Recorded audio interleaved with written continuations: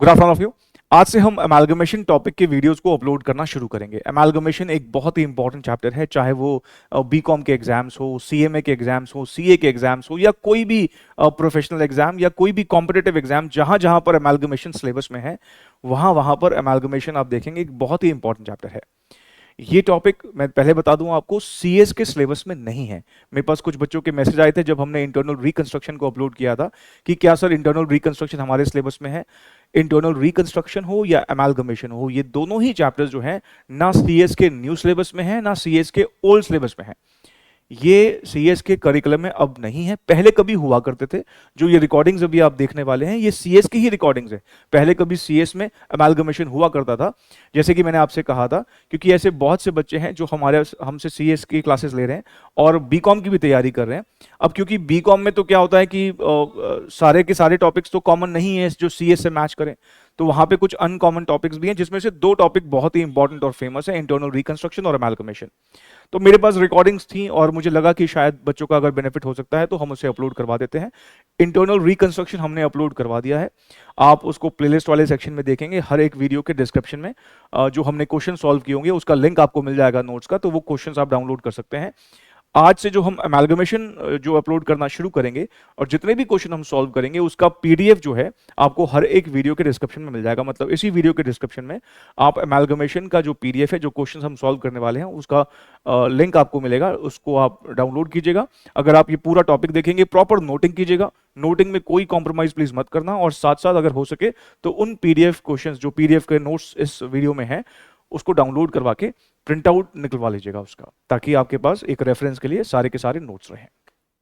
ठीक है, बाकी wish you all the very best. आप अब इस टॉपिक को एंजॉय करना स्टार्ट करें। Thank you so much.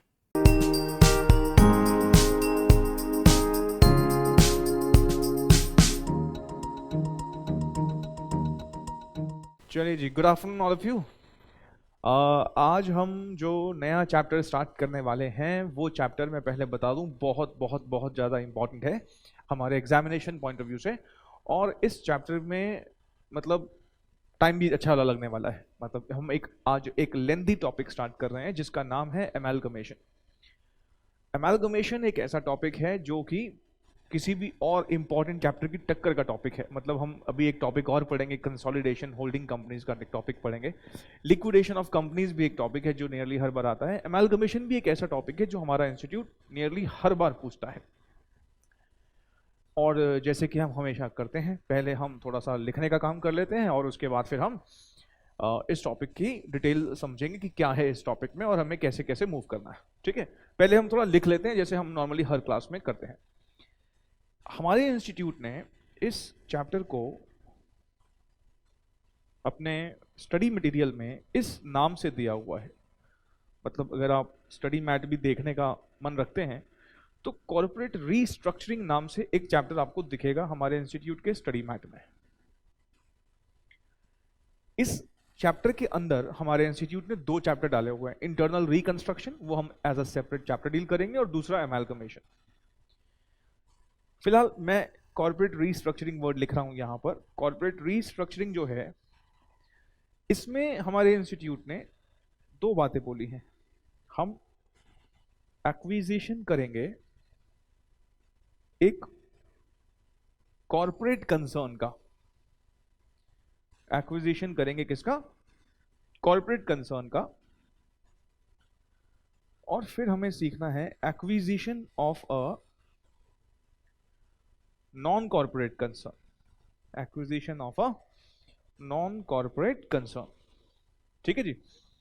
अच्छा, इस पर्टिकुलर कॉन्सेप्ट में, acquisition of a corporate concern में, हमें ये दो टर्म्स सीखनी होंगी। एक है अमेलगमेशन, ये वर्ड अमेलगमेशन।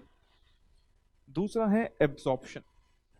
एब्जॉर्प्शन, दुनिया वाले इस टॉपिक को अमेलगमेशन के नाम से, मैं चाहता तो यहाँ पर हेडिंग अमेलगमेशन करके डलवा सकता था। आप वैसे भी कर सकते हैं अमेलगमेशन, लेकिन एक छोटा सा एक एस्पेक्ट है इस बड़े टॉपिक का जिसका नाम क्या है? Corporate restructuring. कॉर्पोरेट रीस्ट्रक्चरिंग हालांकि बहुत वाइडर टर्म है। मैं इस पर, जब मैं इस चैप्टर का थ्योरेटिकल एस्पेक्ट डिस्कस करूंगा तो मैं कॉर्पोरेट रीस्ट्रक्चरिंग के बारे में काफ़ी कुछ बोलूंगा। फिलहाल अभी के लिए आप ये माने कि कॉर्पोरेट रीस्ट्रक्चरिंग में बहुत सारे स्ट्रक्चरिंग इन्वॉल्व है, जैसे कि आपने वर्ड सुने होंगे कई बार, merger, demerger, slump sale, acquisition, joint venture, बहुत कुछ आता है इस कॉर्पोरेट रीस्ट्रक्चरिंग के अंदर। हमें सिर्फ उसका एक छोटा सा एस्पेक्ट डिस्कस करना है जिसका नाम क्या है, एमालगमेशन। लेकिन हमारे एग्जाम में थोड़ा सा थियोरेटिकल एस्पेक्ट आ सकता है कॉर्पोरेट रीस्ट्रक्चरिंग के बारे में, जो कि हम एक लेटर स्टेज पर आपके साथ डिस्कस करेंगे। अभी फिलहाल लिखने वाला काम कर लेते हैं, मैं बात तो करूंगा ये भी सारी। चलिए अब हेडिंग डालेगा आप। हम पहले ये वाला एस्पेक्ट डिस्कस करेंगे, acquisition of a corporate concern. Acquisition of a corporate concern, इसमें ना हमारी कवरेज कुछ ऐसे रहने वाली है। कवरेज लिखो, कवरेज हमारी जो होगी, बेसिक मीनिंग, पहले हम बेसिक मीनिंग पे थोड़ी बात करेंगे,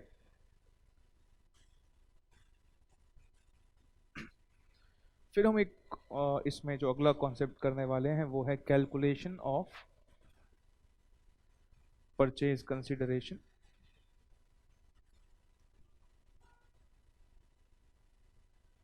ठीक है, तीसरा हमारा होगा books of purchasing company, books of purchasing company, books of vendor company, books of purchasing company, books of vendor company. और फिर हम यहाँ पे डिस्कस करेंगे एक अकाउंटिंग स्टैंडर्ड, और ये है अकाउंटिंग स्टैंडर्ड 14, AS 14 हम प्यार से बोलेंगे इसको।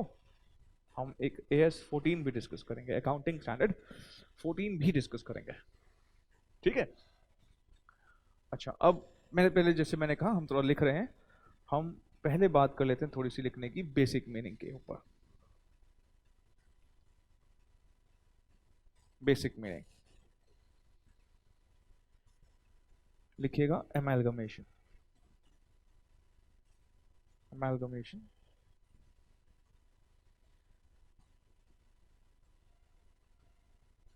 amalgamation means when two or more companies are joined together, two or more companies are joined together to form a new company. Amalgamation means when two or more companies are joined together to form a new company. Example, A Limited plus B Limited is equals to C Limited, या फिर X Limited plus Y Limited plus Z Limited is equal to XYZ Limited। मैं अभी proper examples के साथ बात करूंगा, अभी लिख लीजिए पहले आप। उसके बाद है एब्जॉर्प्शन। उसके बाद क्या है, absorption.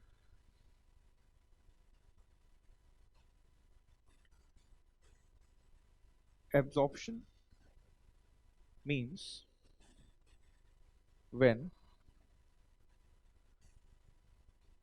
one company takes over when one company takes over another existing company, when one company takes over another existing company।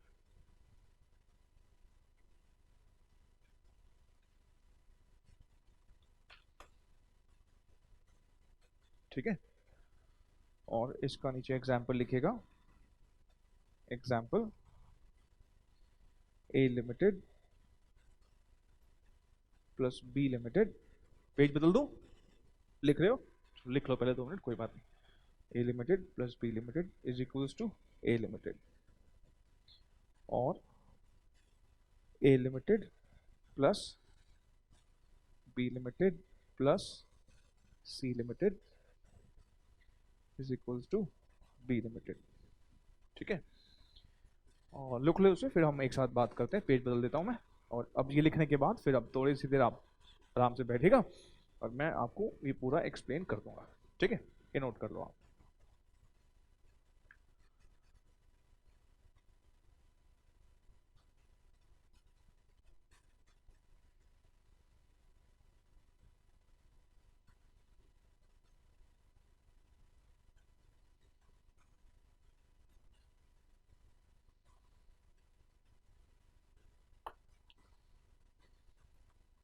ठीक है, हो गया नोट?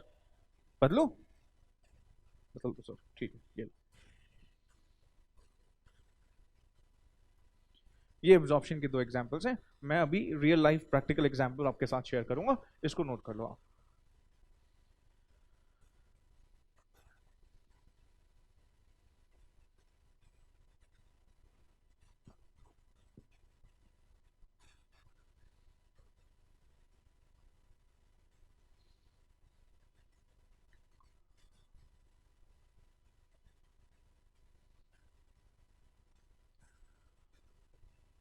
चलिए अब बस पेन छोड़ेंगे और बड़े ध्यान से मेरी बातों को सुनेंगे। देखो, इस चैप्टर में ना हम जो मेनली डिस्कस करेंगे वो ये कि एक कंपनी को जब एक्सपैंड करना होता है, जब एक कंपनी अपने बिजनेस को और बढ़ाने का सोचती है, तो बिजनेस को बढ़ाने के ना कंपनी के पास दो तरीके हैं। पहला तरीका जो ये है कि हम क्या करें, सपोज अगर हमें हमारा फॉर एग्जांपल से होटल्स का बिजनेस है, मान लो हम इंडियन होटल कंपनी है। इंडियन होटल कंपनी मतलब आपने नाम सुना होगा ताज होटल ग्रुप। हम मान लीजिए इंडियन होटल कंपनी है। इंडियन होटल कंपनी के नाम से ताज होटल ग्रुप बीएसई एनएसई पर लिस्टेड है। और आपने जो जनरली इनके जो होटल्स देखे होंगे, विवांता होटल देखा होगा आपने, जिंजर होटल्स देखा होगा, और आपने मेनली ताज तो देखा ही है कई जगहों पे। दिल्ली में ताज मानसिंह और मुंबई में ताज लैंड एंड्स, और जो मेन ताज जहाँ पर टेररिस्ट अटैक हुआ था। अब जानते हैं, ताज ग्रुप को बहुत अच्छे से जानते हैं। ये होटल का हॉस्पिटैलिटी सेक्टर का एक इंडिया का सबसे, आई मीन इंडिया के, अगर मैं इंडियन होटल्स की बात करूँ तो सबसे ज़्यादा होटल्स इसी ग्रुप के पास हैं। मान लो ये होटल ग्रुप जो है अपने आप को और एक्सपैंड करना चाहता है। एक्सपैंड करने का मतलब हम और होटल्स खोलना चाहते हैं। छोटी छोटी सिटीज में लगता है जहाँ पे टूरिज्म बढ़ना शुरू हो गया है, लेकिन अभी वहां पर इतना होटल्स नहीं पहुंचे हैं, तो हमें लगता है कि हमें और होटल खोलने चाहिए। अब एक तरीका तो क्या है, एक तरीका तो ये है कि हम क्या करें, हम पैसा कमाएं, जो प्रॉफिट कमा रहे हैं वो कमाएं, उस प्रॉफिट को री इन्वेस्ट कर दें, खुद से अपने आप से लैंड खरीदें, डेवलपमेंट करें और होटल बनाना शुरू करें। मतलब हम अपने पैसों से खुद से ही एक्सपेंशन कर रहे हैं। दूसरा तरीका क्या है कि हम किसी और होटल ग्रुप को टेक ओवर कर लें। और कौन कौन से होटल ग्रुप हैं? जैसे आपको पता हो, इंडिया में एक यूएस का इंटरनेशनल होटल चेन है मैरियट इंटरनेशनल। मैरियट इंटरनेशनल ने एक और इंटरनेशनल चेन जिसे स्टारवुड होटल्स जो है उसको टेक ओवर किया। उसके टेक ओवर करते ही 2016 के आसपास टेक ओवर किया था मैरियट इंटरनेशनल से। मैरियट इंटरनेशनल के 35 होटल थे, पहले 35 होटल थे, और उसको टेक ओवर करते ही मैरियट इंटरनेशनल के 79 होटल्स हो गए रातों रात। मतलब आज एक्विजिशन किया, रातों रात उस पर्टिकुलर मैरियट इंटरनेशनल का, आपने मैरियट इंटरनेशनल के बहुत सारे होटल्स के नाम सुने होंगे, JW मैरियट आपने शायद बड़ा फेमस नाम आपने सुना हो। मैरियट इंटरनेशनल का पोर्टफोलियो होटल्स का रातों रात डबल से ज्यादा हो गया, 35 से सीधा 79। जानते हो मैरियट इंटरनेशनल ने जब टेक ओवर किया, आपने नाम सुना होगा दिल्ली में ली मेरिडियन, ये होटल है सीपी के आसपास। जानते हो ये स्टारवुड्स का ब्रांड था, ये किसका हो गया? मैरियट इंटरनेशनल का। ऐसे ही उसके जितने भी ब्रांड्स थे, फोर सीजन्स था, शेरेटन करके आपने सुना होगा, जैसे आईटीसी शेरेटन, शेरेटन जो है वो भी किसका ब्रांड था? स्टारवुड्स का। वो भी किसका हो गया? मैरियट इंटरनेशनल का। मतलब मैंने अपने बिजनेस को बढ़ा दिया, रातों रात बढ़ा दिया। किसके थ्रू? एमैल्गमेशन के थ्रू। मैरियट इंटरनेशनल जो एक होटल चेन है, दूसरी एक होटल चेन स्टारवुड्स को टेक ओवर करने के बाद मैरियट इंटरनेशनल का जो होटल्स का पोर्टफोलियो है बढ़ गया। अच्छा, एक तरीका तो क्या था, हम किसी और कंपनी को टेक ओवर नहीं करते। हम क्या करते, हम एक एक करके पैसा कमाते, होटल डालते, पैसा कमाते, एक और होटल खरीदते, एक और होटल बनाते, एक और होटल बनाते, बनाते बनाते बनाते बहुत टाइम लगता। लेकिन एक्सपेंशन करने का एक फटाफट तरीका कौन सा है? Go for acquisitions, go for amalgamations. तो मेरिट इंटरनेशनल ने यही किया। तो जो एक तरीका है क्या कि हम अपने आप से होटल बनाएं और अपना बिजनेस को और बढ़ाएं, ये जो तरीका ना, इसे हम जनरली बोल देते हैं this is organic growth. ET वगैरह आप पढ़ेंगे ना इकोनॉमिक, ऑर्गेनिक ग्रोथ। और एक होता है कि इंस्टेंट एक्सपेंशन, एक्विजिशन का दौर, उसे बोलते हैं ये इनऑर्गेनिक ग्रोथ। एमालगमेशन दूसरा तरीका है इनऑर्गेनिक ग्रोथ का, कि हम सामने वाले का बिजनेस टेक ओवर करके अपने आप को बड़ा बना रहे हैं। फॉर एग्जाम्पल, और मैं अगर थोड़े एग्जाम्पल लूं, मान लीजिए कि एक बिस्किट्स मैन्युफैक्चरिंग कंपनी की प्रेजेंस ना नॉर्थ इंडिया में बहुत है, नीचे साउथ वाउथ में, मतलब चेन्नई में, तमिलनाडु वगैरह में वहां पे इतनी प्रेजेंस नहीं है। तो वहां पे प्रेजेंस लाने के लिए वो क्या करें? वो वहां पे प्रेजेंस लाने के लिए वहां पे किसी लोकल कोई जो बिस्किट मैन्युफैक्चरिंग एक फेमस कंपनी है उसको टेक ओवर करेंगे, तो प्रेजेंस वहां भी बढ़ जाएगी। जैसे आपको पता हो, पीवीआर सिनेमाज ने पहले एक बार डीटी सिनेमाज को टेक ओवर किया। डीटी सिनेमाज डीएलएफ का एक आर्म है, डीएलएफ रियल एस्टेट बिजनेस में है, और डीएलएफ के उस आर्म को टेक ओवर किसने किया? पीवीआर ने। डीटी सिनेमाज को टेक ओवर करके अपना एकदम से एक्सपेंशन करके एकदम से उसकी 30-32 स्क्रीन्स बढ़ गई, जो नंबर ऑफ सिनेमा हॉल्स थे वो बढ़ गए।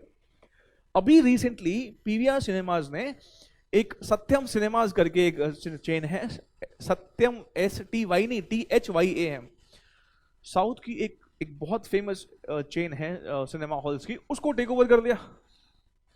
अब जब उसको टेक ओवर कर लिया तो साउथ में इनडायरेक्टली पीवीआर का प्रेजेंस बढ़ गया। एक तरीका क्या था?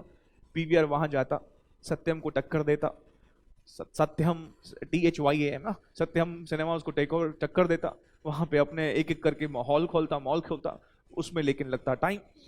सीधा ही टेक ओवर कर डाला, उसके जितने भी स्क्रीन सारे किसके हो गए? पीवीआर के।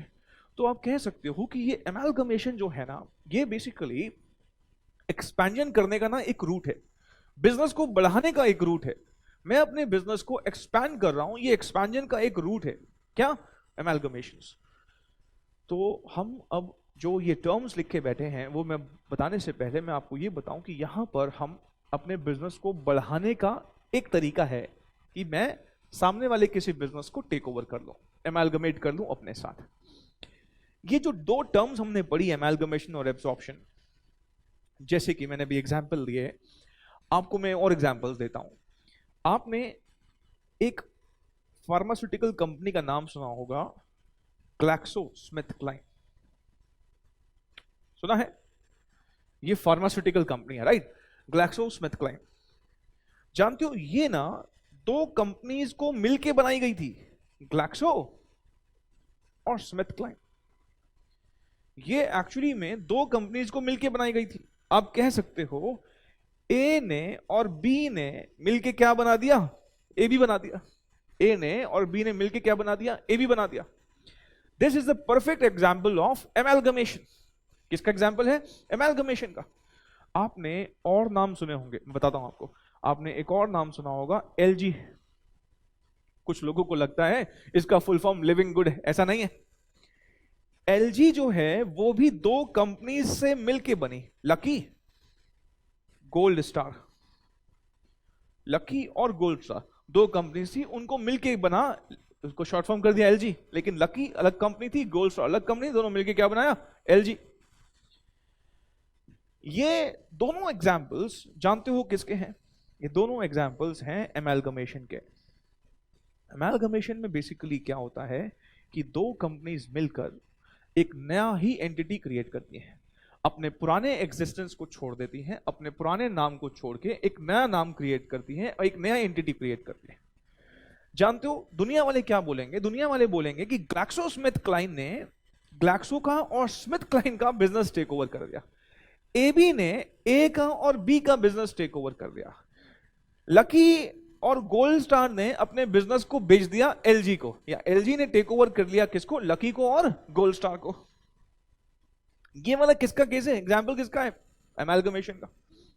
अभी मैंने एब्जॉर्प्शन की बात करूं, अगर पीवीआर सिनेमाज ने डीटी सिनेमाज को टेक ओवर किया, और जानते हो इस प्रोसेस में क्या हुआ?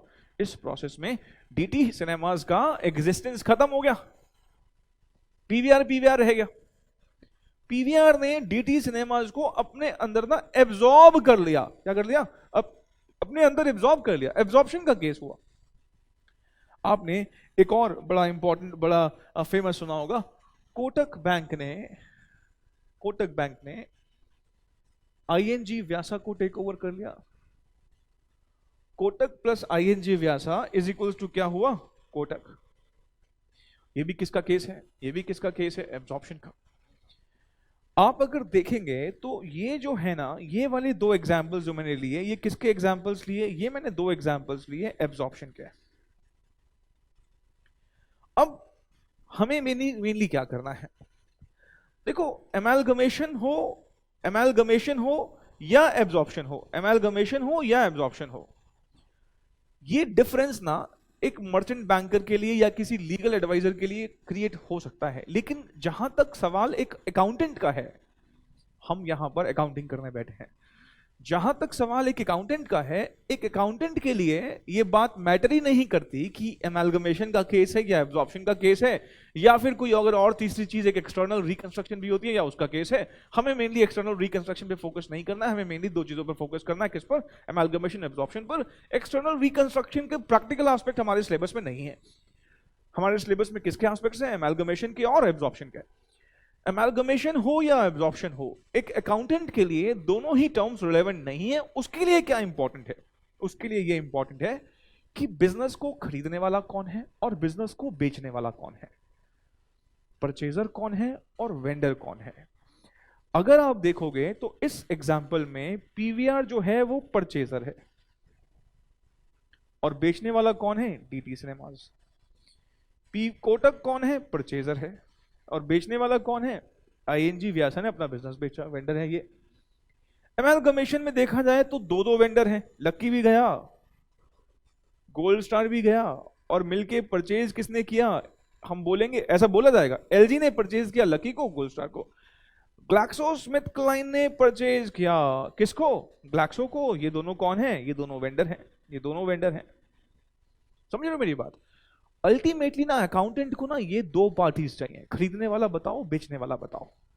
आप सोचो ध्यान से, अब पता है हो क्या रहा है यहाँ पे, हम कर क्या रहे हैं। मैं आपको फ्रैंकली अगर बताऊं तो आप समझो कि आप मान लो किसी पर्टिकुलर बुक स्टोर पे जाते हो और एक किताब खरीदते हो, सिंपली एक किताब खरीदते हो। तो किताब आपके पास, पैसे आप दे दोगे, कंसिडरेशन में किताब आई और बदले में आपने पैसे दे दिए। पैसे देने के बदले कंसिडरेशन में किताब आ गई, उसको कंसिडरेशन में पैसे मिल गए। यहां पर ना मैं एक आध किताब नहीं, मैं कहता हूं भाई तेरी पूरी दुकान ही खरीदनी है। मतलब यहां ना मैं सामने वाले का ना बिजनेस खरीद रहा हूं। जब मैं बोलता हूं कि पूरी दुकान बेच दो तो मैं कहता हूं फिर ये एमालगमेशन वगैरह की बातें होने लग गई। हम मतलब यहां पर हम किसी का बिजनेस पूरा बिजनेस टेक ओवर कर रहे हैं। जब मैं कहता हूं पूरा बिजनेस टेक ओवर करें तो मतलब पूरी दुकान तेरी, दुकान में तेरा स्टॉक पूरा मेरा, डेटर पूरा मेरा, डेटर्स मेरे, स्टॉक मेरा, एसेट्स जितने भी हैं तेरे यहां पर सारे मेरे, लायबिलिटीज भी हम कहीं ना कहीं पूरा बिजनेस टेक ओवर करके आ जाते हैं वहां से हम। और जब आप किसी का बिजनेस खरीदोगे तो बहुत ऑब्वियस सी बात है कि आपको बदले में कुछ देना पड़ेगा, पहले मैंने कहा कि हमारा एज एन अकाउंटेंट मेन जो हमारा मुद्दा रहेगा ये जानना कि कौन बेच रहा है और कौन खरीद रहा है।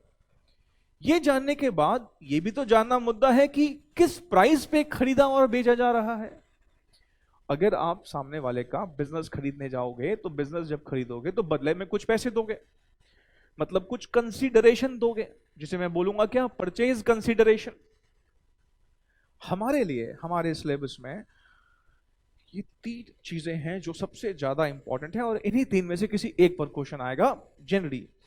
क्या? सबसे पहले तो मैं ये जानना चाहता हूं कि हमने जो खरीदारी करी है, मान लो आप मार्केट में निकले, मार्केट में बहुत सारे बिजनेसेस खड़े हुए हैं, बहुत सारे बिजनेसेस हैं, मैं कोई बिजनेस खरीदना चाहता हूं। जब मैं कोई बिजनेस खरीदूंगा तो मुझे बदले में क्या देना पड़ेगा? Purchase consideration. अब सामने वाले की पूरी दुकान खरीदनी है आपने, कितने में? ये कैलकुलेट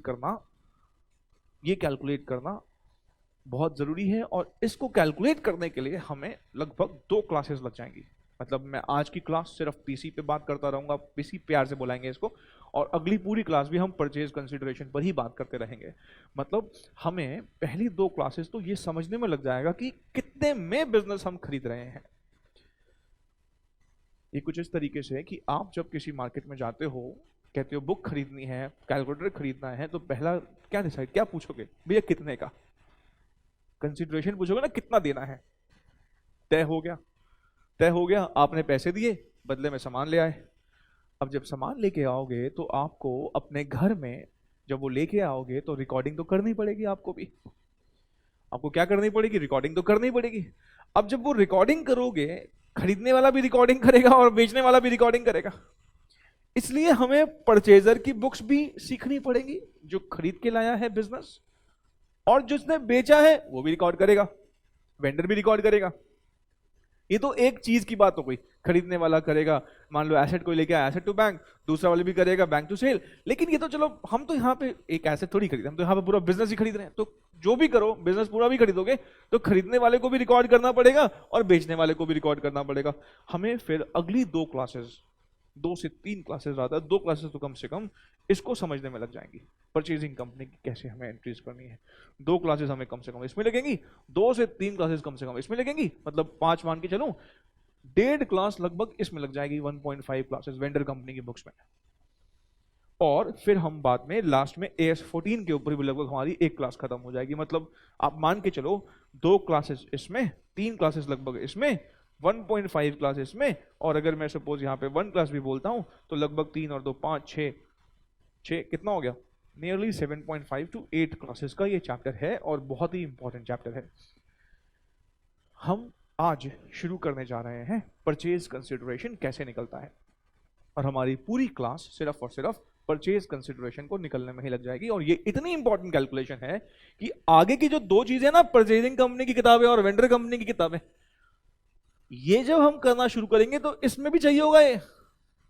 सोचो, खरीदने वाला कह रहा है कि मैं अपने यहाँ पे रिकॉर्ड करूं, तो वो जितने पे रिकॉर्ड करेगा, आपको पहले वो अमाउंट तो पता हो कि कितने पे रिकॉर्डिंग होनी है। मतलब अगर मैं कहूं कि books of new company purchasing company बनाओ, अगर मैं बुक्स ऑफ परचेजिंग कंपनी आपको बनाने के लिए बोलता हूं तो बहुत ऑब्वियस सी बात है, आपको ये भी तो बताना पड़ेगा ना कि कितने में मैंने परचेज किया है, तभी तो रिकॉर्ड करोगे। अच्छा, मैं कहता हूं कि वेंडर कंपनी की बुक्स बनाओ, तो वेंडर कंपनी जब अपनी बुक्स ऑफ अकाउंट्स बनाएगी तो उसको ये भी तो बताना पड़ेगा ना मैंने बिजनेस कितने में बेचा है। इसका मतलब परचेज कंसिडरेशन आने वाले 2 कॉन्सेप्ट्स का बेस है। आने वाले 2 कॉन्सेप्ट का क्या है? बेस है। ये तो चाहिए ही चाहिए, अगर आप 3rd और 4th नंबर वाली बातें भी करोगे तो। ये तो बेसिक चीज है, इसके बिना तो काम बढ़ ही नहीं पाएगा, इसलिए इस पर फोकस करना जरूरी है। तो जो बुक्स ऑफ ये जो परचेज कंसिडरेशन का कैलकुलेशन है, इस पर हमारे एग्जाम में इंडिपेंडेंट क्वेश्चन भी आते हैं 5 मार्क्स के। मतलब इस वाले कॉन्सेप्ट पर ऐसा नहीं है कि मैं सिर्फ आगे के 2 पॉइंट समझाने के लिए इसको ज्यादा एक्सप्लेन करूँ ना, इसके ऊपर इंडिपेंडेंट क्वेश्चंस भी आते हैं। और ऑफ कोर्स फिर ये जो हम कैलकुलेट करना सीख लेंगे तो फिर ये इन दोनों में भी काम आएगा। जब मैं ये दोनों चीजें कराऊंगा तो यहाँ पर भी काम आएगा, तो जब यहाँ पे भी काम आएगा तो यहाँ पर भी देख लेंगे हम कैसे करना है कैसे नहीं करना, राइट। तो ये अब हमने अभी बेसिक डिस्कशन किया। मैंने क्या बताया? बेसिक मीनिंग तो ऑफ कोर्स क्वेश्चन नहीं आता है। अमेलगमेशन क्या होता है, एब्जॉर्प्शन क्या होता है? जब एक से ज्यादा कंपनीज, 2 हो या 3 हो या 4 हो, मिलकर अपना एग्जिस्टेंस खत्म कर कर एक नई एंटिटी क्रिएट करती हैं, तो मैं कहता हूं this is known as amalgamation. A B C ने मिलके जेड बना दिया, ए बी सी ने मिलके एबीसी बना दिया, ए और बी ने मिलके सी बना दिया, ए एक्स वाई जेड ने मिलके एक्स वाई जेड, ये इन तीनों ने अपना एग्जिस्टेंस खो दिया नई एंटिटी में। ये कंबाइन नाम है, इसमें एक्स का वाई का जेड का कोई एग्जिस्टेंस है ही नहीं, कंबाइन नाम है आप तो मैं क्या बोलूंगा? एक्स वाई जेड लिमिटेड ने एक्स वाई जेड का बिजनेस परचेज कर लिया। तो इसमें हमें क्या डिसाइड करना है? कौन वेंडर है? वेंडर कौन? जिसका एग्जिस्टेंस खत्म हो जाता है, ये वेंडर है। और ये कौन है? परचेजर है। ये कौन है? वेंडर है। सी कौन है? परचेजर है। और ऐसे ही एब्जॉर्प्शन में मैंने बताया कि जो एब्जॉर्प्शन नाम ही क्या, एब्जॉर्ब कर लेना किसी कंपनी को। ए और बी ने मिलके ए, इसका मतलब बी का एग्जिस्टेंस खत्म हो गया, तो बी कौन? वेंडर, और ए कौन? परचेजर। ए बी सी ने मिलके बी बनाया, तो ए और सी कौन? वेंडर, और बी कौन? बी कौन? परचेजर। बी ने ए और सी को अपने साथ मिला के उनका एग्जिस्टेंस, जिसका एग्जिस्टेंस खत्म हो जाए मतलब वो बेचने वाला है, और जिसका एग्जिस्टेंस इंटैक्ट है मतलब वो खरीदार है, परचेजर है। अब परचेजर हो या वेंडर हो, पहले तो हमें क्या निकालना सीखना पड़ेगा कि जो ये खरीदारी हुई है बिजनेस की, ये किस प्राइस पर हुई है। ठीक है, तो अब हम क्या करते हैं, अब हम थोड़ा सा पहले और लिख लेते हैं। किस पर लिखेंगे हम अब हेडिंग डालेंगे कैलकुलेशन ऑफ परचेज कंसिडरेशन। हम अब किसको सीखने जा रहे हैं कि परचेज कंसिडरेशन क्या होता है। हमारी आज की क्लास, अगली क्लास सिर्फ इसी परचेज कंसिडरेशन पर निकल जाएगी। ठीक, लिखिएगा, हेडिंग डालिएगा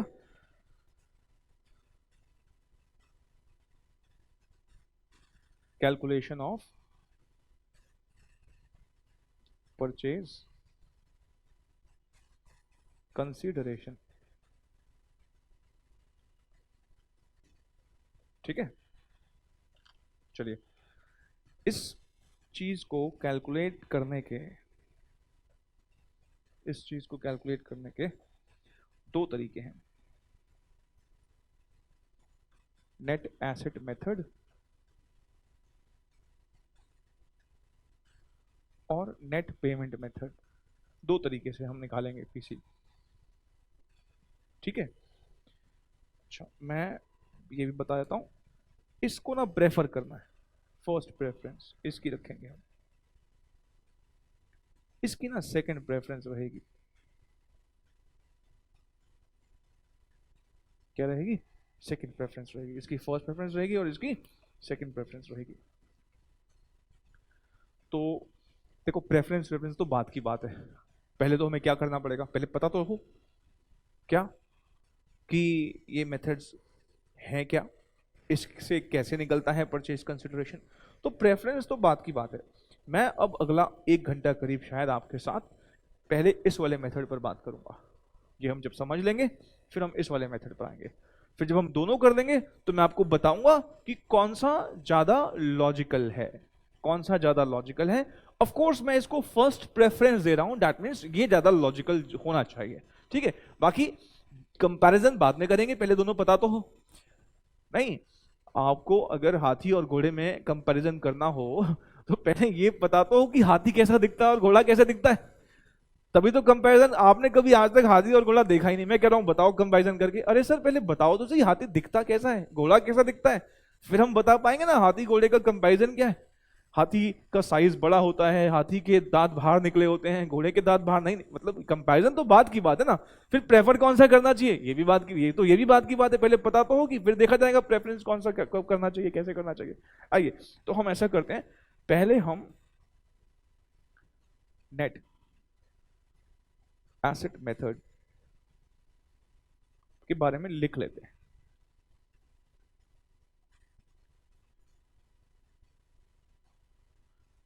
sundry assets minus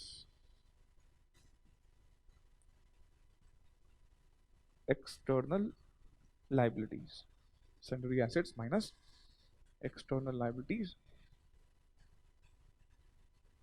और ये देगा हमको परचेज कंसिडरेशन। ठीक है, ना लिखने के बाद कुछ नोट्स लिखेंगे। Note number 1,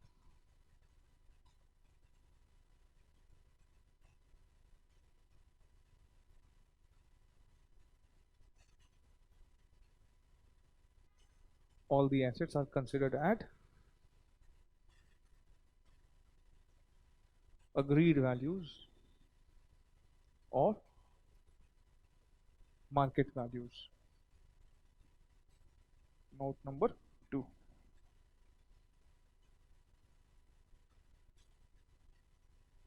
all the liabilities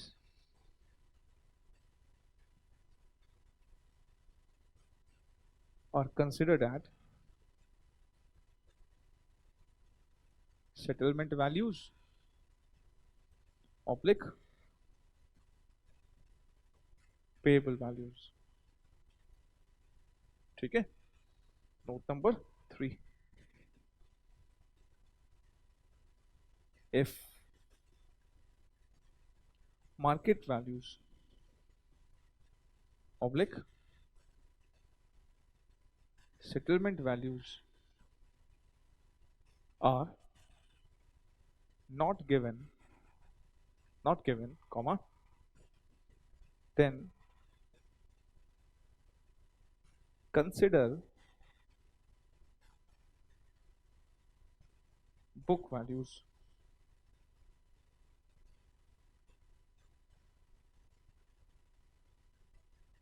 balance sheet values. ठीक है, मैं बताऊंगा, सब एक्सप्लेन करूंगा आपको भी, आप अभी नोट कर लो। 4 number point,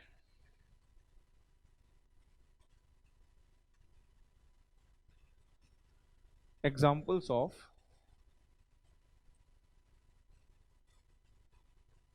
external liabilities, examples of external liabilities, debentures,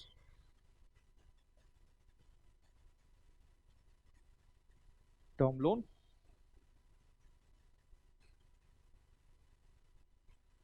creditors or BP,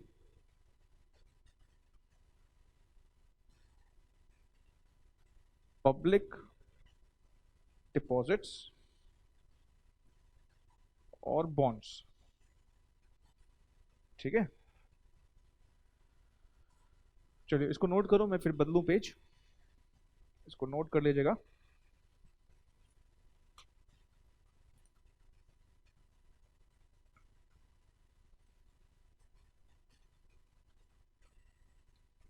मुझे बताना जब नोट कर लो तो।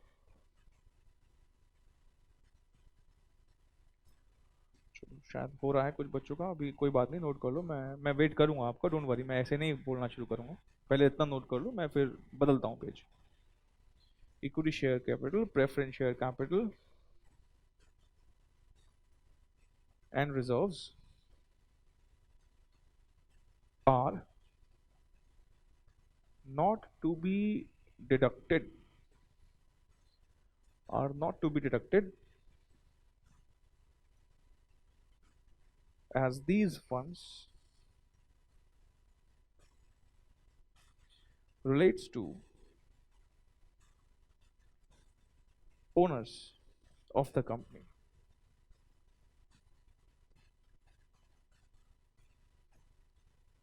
ये लो जी, नोट कर लिया ना सबने? ठीक है, ये देखो point number 6, preliminary expenses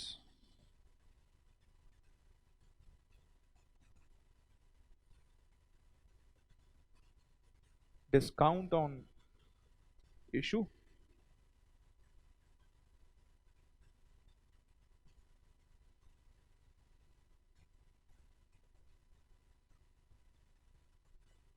underwriting commission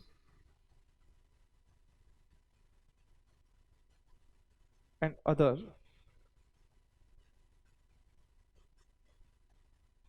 fictitious assets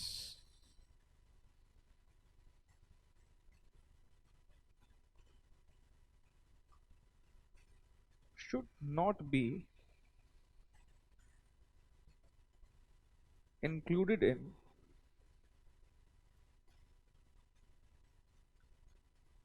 sundry assets, should not be included in sundry assets, as its realizable value is nil। ठीक है, point number 7, goodwill, patents, copyrights, etc. are intangible fixed assets, intangible fixed assets, and thus should be included in sundry assets, and thus should be included in sundry assets। चलिए इतना ही है लिखने का, आप इसको note कर लो, फिर मैं एक साथ सारा ये मेथड एक्सप्लेन करूंगा कि मैंने सब क्या लिखवा दिया आपको। ठीक है, इसको नोट कर लेना आप प्लीज।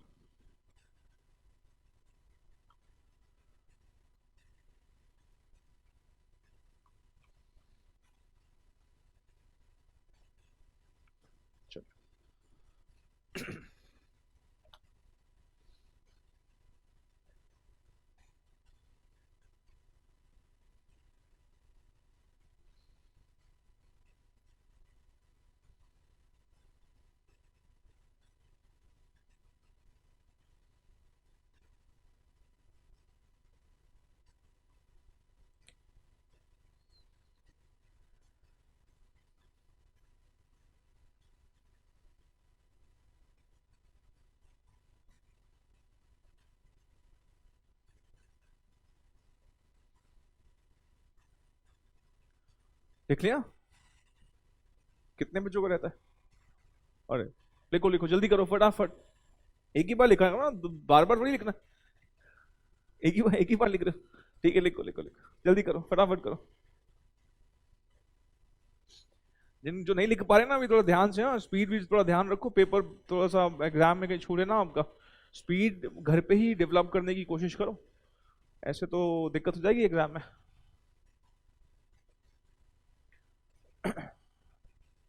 चलो आई होप आपने लिख लिया है। चलो मैं अब ना थोड़ी सी बात करता हूँ आगे अब। और अब हम मैं इस पर्टिकुलर परचेज कंसिडरेशन को एक मेथड जो कि थोड़ा लॉजिकल मेथड है, नेट एसेट मेथड, उससे निकालना आपको सिखा रहा हूँ कि कैसे वो निकलेगा। ठीक है, अब पेन वेन छोड़ देना, आराम से मेरी बात को सुनना आप ध्यान से। ठीक, देखो जब ना हम कभी भी ये बोलते हैं कि हम किसी का बिजनेस टेक ओवर कर रहे हैं, मैं जब ये बोलता हूं कि हम किसी का बिजनेस टेक ओवर कर रहे हैं, तो हम बोलते हैं कि हम ना उसके एसेट्स टेक ओवर कर रहे हैं और उसकी लाइबिलिटीज टेक ओवर कर रहे हैं। हम क्या बोलते हैं? हमने उसके एसेट्स टेक ओवर कर लिए और हमने उसके लाइबिलिटीज टेक ओवर कर ली। एसेट मतलब सारे एसेट्स टेक ओवर कर लिया। अब आप मुझे बताइएगा, मैं सामने वाले को ना उसके बिजनेस खरीदने के ना पैसे देना चाहता हूं। भाई तेरा बिजनेस आज से मेरा, मैं ना इसके पैसे देना चाहता हूं उसको। आप मुझे बताओ, जब आप ये पैसे देना चाहोगे तो आपको पहले पता तो हो कि वो है कितने का, वो एसेट कितने का है, ये कहां लिखा होगा? ये एसेट कितने का है ये लिखा होगा कंपनी की बैलेंस शीट में। ये विजुअलाइजर कितने का है ये हमारे एकेडमी की बैलेंस शीट में लिखा हुआ होगा। नहीं, ये कितने का है ये हमारी एकेडमी की बैलेंस शीट में लिखा होगा। इसका मतलब जब मैं किसी का बिजनेस खरीदता हूं तो मुझे उसको कितने रुपए देने हैं, उसके लिए ना मुझे एक सोर्स डॉक्यूमेंट चाहिए होगा।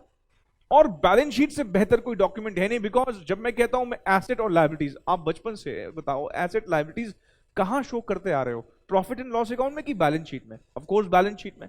मैं जब सामने वाले के asset, land and building, machinery, furniture, goodwill, stock, debtor सब ले रहा हूं, तो वो एसेट कितने रुपए का है ये कहां लिखा होगा? बैलेंस शीट में लिखा होगा।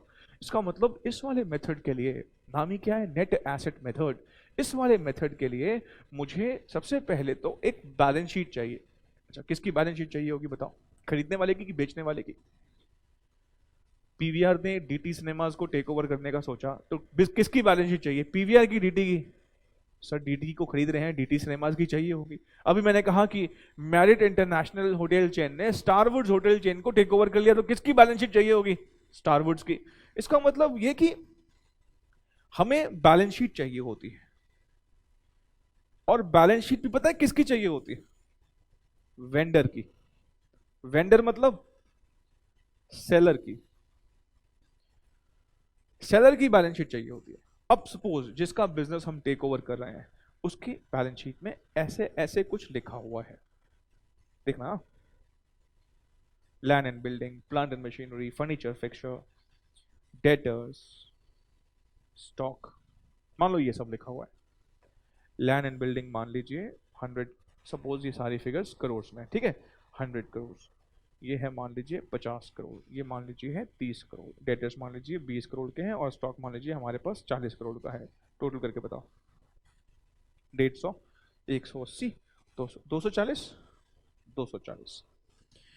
यहां पर मान लीजिए इक्विटी शेयर कैपिटल है से 100 करोड़ का, और इनके जनरल रिजर्व्स वगैरह भी हैं सपोज 50 करोड़ के, और पीएनएल अकाउंट में भी बैलेंस है 50 करोड़ का, और हमारे यहाँ पर क्रेडिटर हैं 40 करोड़ के। ठीक है, 40 करोड़ के, 240 करोड़। इस बिजनेस का परचेज कंसिडरेशन निकालना है। अभी बाकी सब चीजें साइलेंट करके हम कह रहे हैं कि हमें ना इसका परचेज कंसिडरेशन निकालना है। अब परचेज कंसिडरेशन निकालने के लिए मैं क्या बोलूं? भाई देख, तेरा बिजनेस में टेक ओवर कर रहा हूं, और तेरा बिजनेस जब टेक ओवर कर रहा हूं तो तेरे बिजनेस में 240 करोड़ रुपए के एसेट लगे हुए हैं। ये 240 करोड़ के एसेट्स अब हमारे हो जाने वाले हैं। मैं आगे बोलूं, मुझे एक सिंपल सी बात और बताना।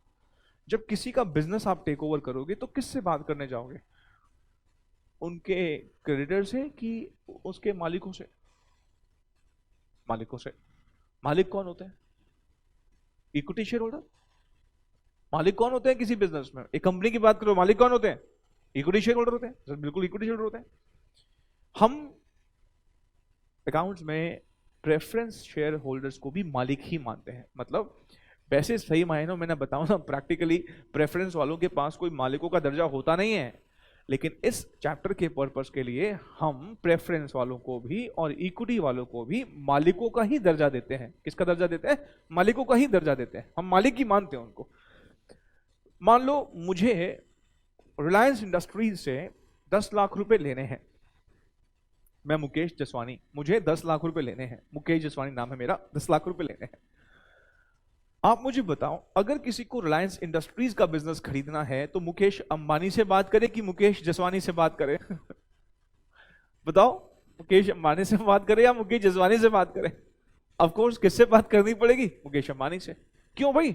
सर वो इक्विटी शेयर होल्डर है, मतलब मालिक है बिजनेस का। सीधी बात है, मालिकों से बात करनी है। तो सोचो, मैं जिस कंपनी में जा रहा हूं मैं उसके मालिकों से बात कर रहा हूं। भाई देखो, तुम्हारे बिजनेस में 240 करोड़ लगे हुए हैं, जिसमें से बाहर वालों के भी कुछ बिजनेस पैसे लगे हुए हैं। 240 करोड़ में से बाहर वालों के कितने लगे हैं? 40 करोड़ रुपए लगे हैं। तो मैं क्या बोलूं, इस बिजनेस में मालिकों के 200 करोड़ रुपए लगे हैं, तो मैं मालिकों का ये बिजनेस खरीदने के लिए कितने रुपए दे दूं? 200 करोड़ रुपए दे दूं। 240 करोड़ के टोटल एसेट लगे हैं, जिसमें से 40 करोड़ किसका लगा हुआ है? आउटसाइडर्स का। अगर 40 करोड़ आउटसाइडर का लगा है तो इसका मतलब मालिकों का कितना लगा हुआ है? 200 करोड़ रुपए। इस 200 करोड़ को क्या बोलेंगे हम? परचेज कंसिडरेशन भी कह सकते हो। बोलने वाले दुनिया वाले इसको नेट एसेट भी बोल देते हैं, परचेज कंसिडरेशन भी कह सकते हैं, और इसको हम क्या कह सकते हैं? इसको हम नेट एसेट भी बोल देते हैं। तो देखा जाए तो हो क्या रहा है, हम, क्योंकि देखो मेरी बात सुना, हमें ये मिल रहा है, ठीक है। अब जब हम बिजनेस टेक ओवर करते हैं ना, ये भी हमारे पास आते हैं, ये सारे एसेट्स हमारे पास आते हैं, और ये हमारे पास आता है, ये लायबिलिटी भी हमारे पास आएगी। सोचो ना, हम दुकान पे बैठे हुए हैं, क्रेडिटर्स को भी अगर दुकान के मालिक को हटा के आप बैठ जाओगे तो पैसे देने वाले भी आपको आएंगे, पैसे लेने वाले भी आपसे लेंगे। समझ रहे हो मेरी बात? तो ये क्रेडिटर तो हमसे पैसे मांगेंगे, बिजनेस तो हम कर रहे हैं अब। तो आप सोचो, मैं इन मालिकों को कितने दे दूं? 200। सर लेकिन आपको मिले 240। हाँ मुझे मिले 240 है, लेकिन 200 तो मैं किसको दे दूं? मालिकों को, क्योंकि मालिकों का इतना लगा हुआ है। और 40 किसके लगे हुए थे? इनके। ये मुझे इनको आज नहीं तो कल देने तो पड़ेंगे ही पड़ेंगे। मेरी जेब से तो 240 जाएगा, 200 किसको जाएगा? मालिकों को, और 40 किसको जाएगा? क्रेडिटर्स को। तो अब एक बात और ध्यान से सुनेंगे, जो ये टर्म बार बार मैं बोलूंगा, खासकर ये दूसरे वाले मेथड में बहुत ज्यादा टर्म यूज होगी। PC is paid to owners of the company. किसको पे होती है? PC is paid to owners of the company, purchase consideration is paid to owners of the company. ये मेथड बोलता है कि देख लो कि तुम्हारे एसेट्स में मालिकों का कितना रुपया लगा हुआ है, जितना भी पैसा मालिकों का लगा हुआ है वो मालिकों को दे दो। अब होगा क्या, ये सारे आपके पास, ये भी आपके पास, और इनको हमने क्या दे दिया? ये 200 करोड़ के देके, इनको 200 करोड़ देके, इनको हटा के हम बैठ गए। ये मालिक है ना, ये इनको हटा के हम बैठ गए, क्या देके? 200 करोड़ रुपए देके। ठीक है, चलो तो सीधे सीधे फॉर्मूला क्या बना? एसेट लेने हैं, उसमें से क्या माइनस करना है? External liabilities. क्या माइनस करनी है? External liabilities. एक होते हैं घर वाले, एक होते हैं बाहर वाले। घर वाले ये इक्विटी ओनर्स, और ये भी किसको बिलोंग करता है? ओनर्स को। घर वाले बाहर वाले। तो मुझे सिर्फ क्या माइनस करना है? External liabilities. मैंने यहां पे फॉर्मूला में क्या लिखवाया है? सन्ड्री एसेट में से क्या माइनस करना है? External liabilities. ये सारी बातें मैं भी एक्सप्लेन कर रहा हूं एक एक करके, ठीक है। आओ जरा अब थोड़े से एग्जाम्पल को बदलते हैं। अब ना मान लो ये जो लैंड एंड बिल्डिंग है ना, ये जो लैंड एंड बिल्डिंग है ना, ये जिसका हम बिजनेस खरीद रहे हैं, उसने ये लैंड एंड बिल्डिंग ना मान लीजिए खरीदी थी कुछ 10-15 साल पहले 100 करोड़ में। आज ये लैंड एंड बिल्डिंग का मार्केट में दाम ना, इस अकेली लैंड एंड बिल्डिंग का ही मार्केट में दाम ना 3 गुना हो चुका है, 300 करोड़ रुपए। हमारे यहाँ पर अभी भी हिस्टोरिकल कॉस्ट, हालांकि जो नए इंटरनेशनल स्टैंडर्ड्स आ रहे हैं उसके हिसाब से फेयर वैल्यू प्रेजेंटेशन भी है, लेकिन अभी तक भी क्योंकि वो इंटरनेशनल स्टैंडर्ड सब पर एप्लीकेबल नहीं है, हमारे यहाँ पर ये बुक्स ऑफ अकाउंट और जनरली हिस्टोरिकल कॉस्ट पर बनते हैं, मतलब जितने में हमने खरीदा था हिस्ट्री में पहले उतने में रिकॉर्ड हो रखा होता है। तो ये कितने में हमने खरीदा था, 100 में, लेकिन आज ये अकेला यही एसेट 300 करोड़ रुपए का है।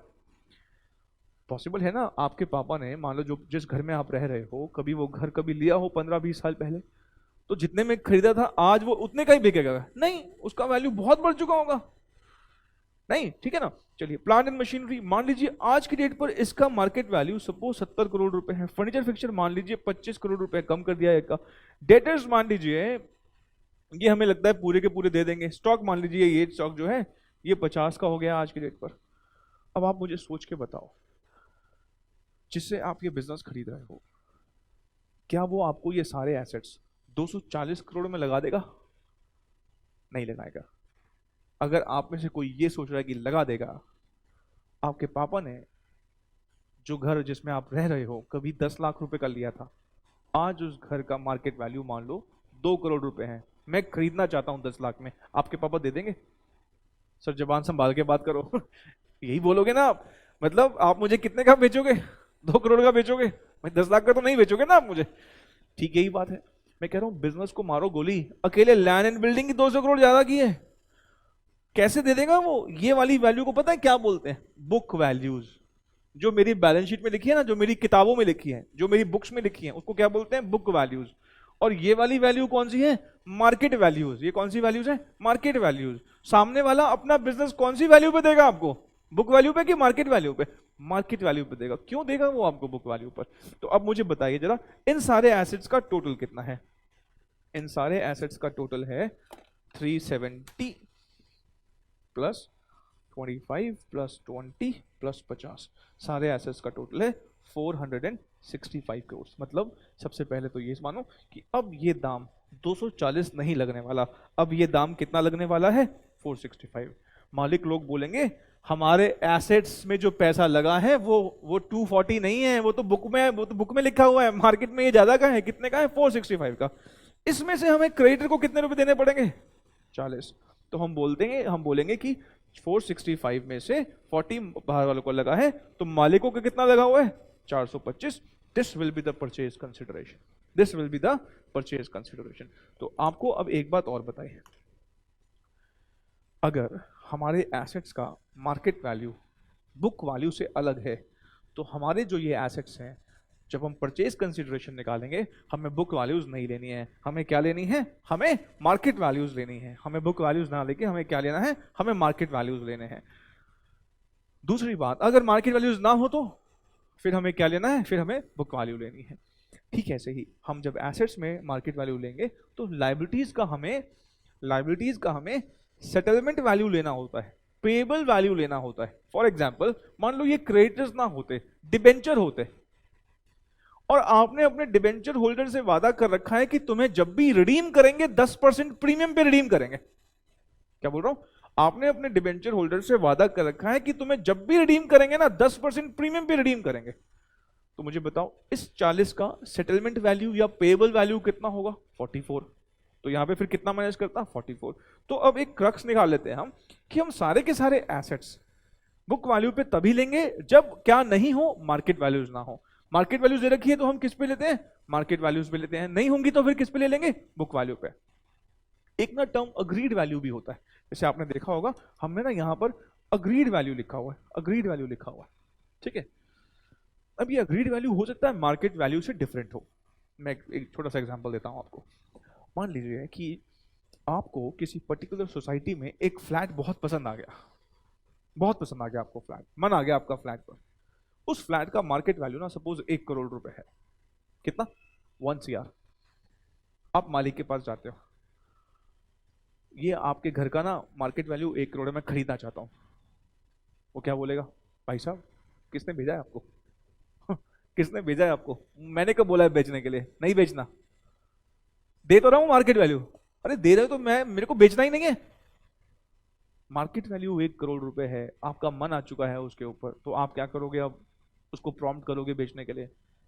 चल मार्केट वैल्यू 1 करोड़ है, मैं 1 करोड़ 10 लाख देने को तैयार हूं, नहीं बेचना, ऐसे बोलता है वो। 1 करोड़ 20 लाख देने को तैयार हूं, नहीं बेचना। 1 करोड़ 30 लाख देने को तैयार हूं, कब दे रहे हो टोकन मनी?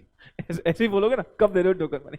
इसका मतलब ये है कि किसकी नीड यहां पर इंपॉर्टेंट थी, नीड बायर की ज्यादा थी, तो इसलिए वो ज्यादा महंगा बिक गया। था कितने का? 1 CR का, लेकिन बायर ने कहा यही खरीदना है, खरीदना ही यही है कि कुछ भी कर लो तुम, 1 30 में बेच दिया उसने। दूसरा सिचुएशन लेता हूं, मार्केट वैल्यू ना 1 करोड़ है, 1 करोड़ का बिकेगा, मैं वेट करूंगा बिकेगा, लेकिन उस इंसान के घर में कोई शादी है, उसके लिए उसको 25-30 लाख रुपए चाहिए। अब घर बेचना है ये वाला, सेलर कोई है नहीं, 1 करोड़ में आप बेचने को बिल्कुल तैयार हो, लेकिन कोई बायर नहीं खड़ा सामने, कोई बायर नहीं खड़ा। आपने फिर बोला डीलर को, यार ठीक है, 1 में नहीं बिक रहा तो 95 में बिकवा, नहीं बिक रहा, 90 पे बिकवा, नहीं बिका, 85 जैसे ही बोला 3 बायर खड़े हो गए, अरे इतना बढ़िया सौदा मिल रहा है। मतलब आपको ये नुकसान पर बेचना पड़ गया, कहने को नुकसान है लेकिन मार्केट वैल्यू से कम पे बेचना पड़ गया। अग्रीड वैल्यू कितना हुआ यहां पर? 85। एक में अग्रीड वैल्यू क्या है? 1 से ज्यादा। एक में अग्रीड वैल्यू क्या है? 1 से कम। इसका मतलब ये अग्रीड वैल्यू जो है वो कई बार मार्केट वैल्यू से अलग हो सकती है, depending upon the negotiations, depending upon the buyer और सेलर रिक्वायरमेंट। बायर का अपर हैंड है या सेलर का अपर हैंड है? अगर बायर का अपर हैंड है तो बायर का अपर हैंड है मतलब सस्ता मिल जाएगा, सेलर का अपर हैंड है तो उसका मतलब जो भी है मार्केट प्राइस से डिफरेंट प्राइस अगर है तो हम बोल देते हैं कि अग्रीड प्राइस कुछ और है। अब जरा ध्यान से सुनना मेरी बात, अग्रीड प्राइस जो है क्वेश्चन में गिवन होगा, नहीं गिवन होगा तो हमें जनरली अग्रीड या मार्केट प्राइस कोई एक ही गिवन होता है, जनरली दोनों नहीं होते हैं, कंफ्यूज नहीं करता है। अग्रीड गिवन होगा या मार्केट प्राइस गिवन होगा, दोनों में से कोई एक गिवन होगा, जो गिवन होगा वो ले लेंगे, और दोनों नहीं गिवन तो फिर तो बुक वैल्यू हम ले ही लेंगे। ठीक है, चलो अपने एग्जाम्पल को हम थोड़ा सा और आगे बढ़ाते हैं और मैं अब थोड़ी सी बातें और फर्दर करता हूं आपके साथ। आइए देखिएगा आप सामने, मान लीजिए ये है वेंडर की balance sheet, land and building, plant and machinery, furniture fixture, debtors, discount on issue, ये लो। ठीक है, अच्छा मान लीजिए ये है 1000, 800, 200, 500, 300,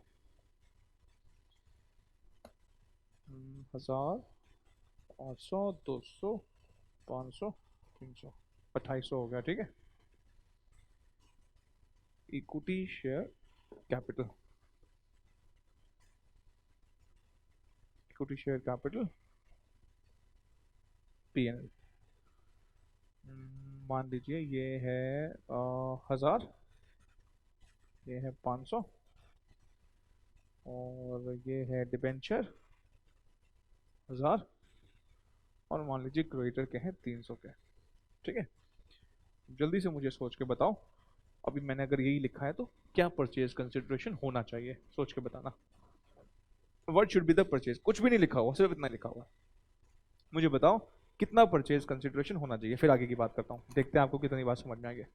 इतना ही देखने के बाद मुझे बताओ परचेज कंसिडरेशन क्या होना चाहिए।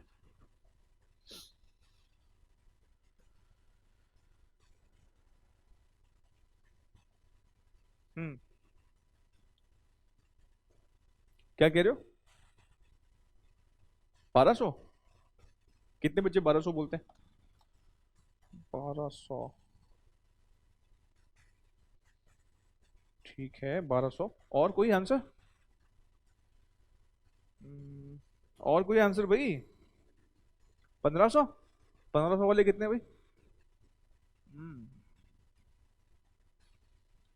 1200 ठीक है, जो 1500 वाले हैं एक बार ध्यान से सुना है, कुछ नहीं बोला हुआ। लैंड एंड बिल्डिंग का मार्केट वैल्यू क्या होगा? 1000 ही, मशीनरी का कितना होगा? 800 ही, फर्नीचर का 200 ही, डेटर्स का भी 500 ही, लेकिन ये डिस्काउंट ऑन इशू है, इसके लिए कभी क्वेश्चन बोलेगा नहीं आपको। डिस्काउंट ऑन इशू का मतलब समझते हो? ये ना कचरा है, कचरा, बेकार का कचरा एसेट है डिस्काउंट ऑन इशू। कचरा और भी बहुत तरीके का हो सकता है, प्रीलिमिनरी एक्सपेंसेस, ये खर्चे हैं, पास्ट में हो चुके हैं, हमने ना अभी तक इनको पीएनएल का रास्ता नहीं दिखाया, मतलब इनको पीएनएल में डेबिट नहीं किया, इसलिए इनका बैलेंस चलता हुआ आ रहा है।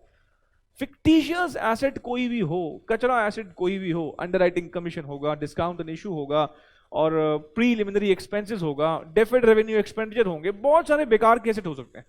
इसके लिए क्वेश्चन कभी बोलेगा नहीं कुछ, इसके लिए तो इंप्लाइड है मार्केट वैल्यू कितना है, 0, इसका मार्केट वैल्यू 0, इन सबका बुक वैल्यू ही मार्केट वैल्यू बन जाएगा।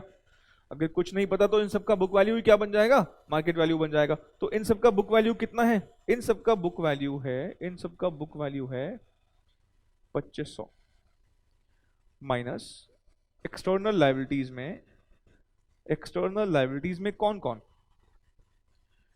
बाहर वाला, ध्यान रखना इनको तो पीसी देनी है, ये तो मालिकों से रिलेटेड पैसा है, इनको तो पीसी देनी है, इसको नहीं कंसीडर करते। हम कहते हैं मालिकों का कितना लगा हुआ है, 2500 के एसेट लगे हुए हैं, ये तो कचरा है, इसका तो कोई वैल्यू है ही नहीं, 2500 के एसेट लगे हैं, जिसमें से बाहर वालों का कितना रुपया लगा हुआ है, 1300। बाहर वाले कौन कौन है, 1000 प्लस 300, 1300। तो इसका मतलब ये कितना हो जाएगा, 2500 माइनस 1300, 1200। 1200 का हमारा क्या हो जाएगा, पीसी, परचेज कंसिडरेशन। ठीक है, चलो मैं थोड़ी सी सिचुएशन अब थोड़ी बदल देता हूं आपके लिए। मान लीजिए कि इस लैंड एंड बिल्डिंग का मार्केट वैल्यू या अग्रीड वैल्यू 1300 करोड़ रुपए है, इसका 900 करोड़ रुपए है, इसका 250 करोड़ रुपए है, और इसका 450 करोड़ रुपए है। डिबेंचर होल्डर से हमने वादा कर रखा है कि तुम्हें 10% ज्यादा देंगे। बताओ जी क्या करना चाहिए। आप कहोगे सर पहले तो अब आप क्या करो, इन सब का टोटल मारो, इन सब का टोटल कितना, ये तो 0 होगा ही, इसका तो मार्केट वैल्यू कोई बोले ना बोले तो 0 ही होगा। 1300 और 900, 1300 और 900, 250 और 450, ये हो गया 2900। ठीक है ना, ऐसे हो ना, 1300 प्लस 900 प्लस 250 प्लस 450, 2900। 2900 हमारा मार्केट वैल्यू हो गया। ठीक है, अच्छा, माइनस डिबेंचर होल्डर से मैंने बोला वादा कर रखा है कि तुम्हें 10% प्रीमियम पे रिडीम करेंगे, मतलब तुम्हें 1000 नहीं देंगे, तुमको कितना देंगे, तुमको 1100 देंगे, और 300 रुपए क्रेडिटर्स के हो गए, तो कितना देंगे तुमको, 1400 देंगे। 1100 किसके, डिबेंचर के, और 300 किसके, क्रेडिटर्स के, तो कितना देंगे, 1400। 2900 में से 1400 माइनस करो तो कितना बचता है, 1500 बचता है। इसका मतलब ये हमारा क्या हो जाएगा, परचेज कंसीडरेशन। 1500 का हमारा क्या हो जाएगा, परचेज कंसीडरेशन। आई होप कि आपको समझ में आ रहा है। हम क्या बोलेंगे अब, इसको बोलने का तरीका क्या है, हमारा बिजनेस में 2900 का इन्वेस्टमेंट है, जिसमें से बाहर वालों के कितने लगे हुए हैं, 1400 रुपए। तो हमें मालिकों का कितना लगा हुआ है, 1500 रुपए। मालिकों कितना लगा हुआ है, 1500। हम ऐसा कुछ बोलेंगे। ठीक है, यहां पे हम क्या बोलेंगे, जब सारे बुक वैल्यू ही मार्केट वैल्यू तो 2500, बाहर वालों का 1300, तो मालिकों कितना लगा हुआ है, 1200। ठीक है, ऐसा कुछ सोचेंगे। एसेट में से लायबिलिटीज को माइनस कर दो, और जो आएगा उसे हम क्या बोलेंगे, परचेज कंसीडरेशन। ठीक है, अच्छा, अब जरा मैं थोड़ी सी बातें आपके लिए बदल देता हूं, थोड़ा सा मैं एग्जांपल्स में कुछ और चेंजेस लेके आता हूं। मान लीजिए कि ये जो प्लांट एंड मशीनरी है, ये प्लांट एंड मशीनरी नहीं होता, ये होता मान लो गुडविल। मान लो ये फर्नीचर फिक्सचर नहीं होता, मान लो ये होता पेटेंट, कोई पेटेंट होता। अब मुझे बताओ क्या आंसर अभी भी यही रहता या आंसर्स बदल जाते हैं, सोच के बताना। कितने बच्चे बोलते हैं कि सर आंसर यही रहेंगे, हाथ खड़े करो। सबने नहीं किया। कितने बच्चे बोलते हैं कि सर आंसर बदल जाएंगे, वेरी गुड, 4 अच्छा जी। और बाकी बच्चे के लंगर में आए, अभी प्रसाद बंटने वाला है यहाँ पर, हाथ क्यों नहीं खड़े करते हैं, हेलो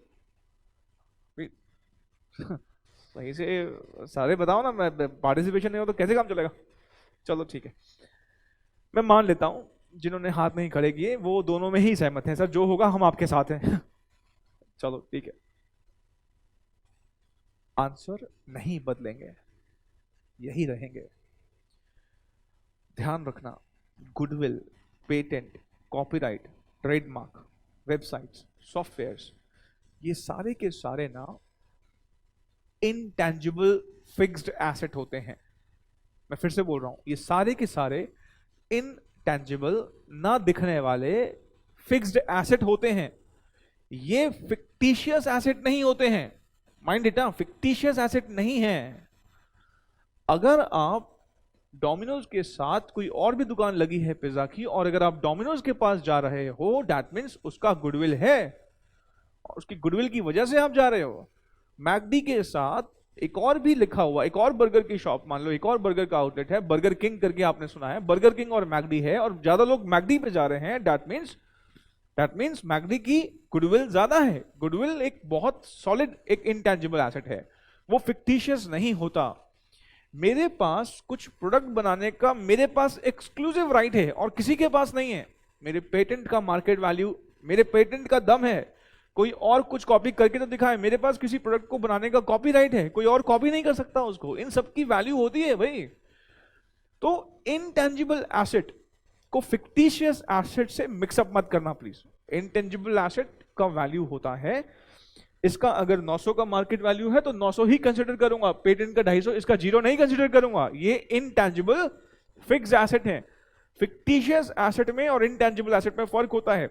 ये सब फिक्टिशियस एसेट हैं। कौन कौन से? Preliminary expenses, discount issue, underwriting commission. इनकी वैल्यू क्या माननी है? हाँ, निल। और इसकी value goodwill, patent, copyright. Intangible asset की वैल्यू जो है वो हमें इंक्लूड करनी है सन्ड्री एसेट्स में, जो भी उसकी वैल्यू है। चाहे मार्केट वैल्यू रखी है तो मार्केट वैल्यू, नहीं है तो फिर बुक वैल्यू तो हमें लेनी है, वो तो लेनी ही होती है हमेशा।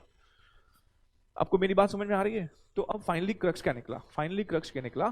जब हम परचेज कंसिडरेशन निकालेंगे, कौन से मेथड से? नेट एसेट मेथड से। तो हमें सारे के सारे एसेट लेने हैं, माइनस करना है क्या? External liabilities. सन्ड्री एसेट में से क्या माइनस करना है? External liabilities. और क्या निकल के आएगा? Purchase consideration. फिर किन बातों का ध्यान रखना है? सारे के सारे एसेट्स को मार्केट वैल्यूज पर लेना है, अगर मार्केट वैल्यूज गिवन है, नहीं गिवन तो बुक वैल्यूज पर। बुक वैल्यूज पर सारी की सारी लाइबिलिटीज को सेटलमेंट वैल्यूज पर लेना है, पेबल वैल्यूज पर लेना है, नहीं गिवन तो बुक वैल्यू पे ही लेना है। सन्ड्री एसेट में से सिर्फ क्या माइनस करनी है? External liabilities. मालिकों का पैसा माइनस नहीं करना है। क्यों नहीं करना है? क्योंकि उन्हीं के लिए तो पीसी निकाल रहे हैं। अल्टीमेटली बताओ ना, परचेज कंसिडरेशन किसको पे करोगे? अल्टीमेटली परचेज कंसिडरेशन आप किसको पे करोगे? ओनर्स को, बिजनेस के ओनर्स को। तो ओनर्स का क्लेम भी माइनस कर देंगे तो फिर तो बचेगा नहीं ना कुछ।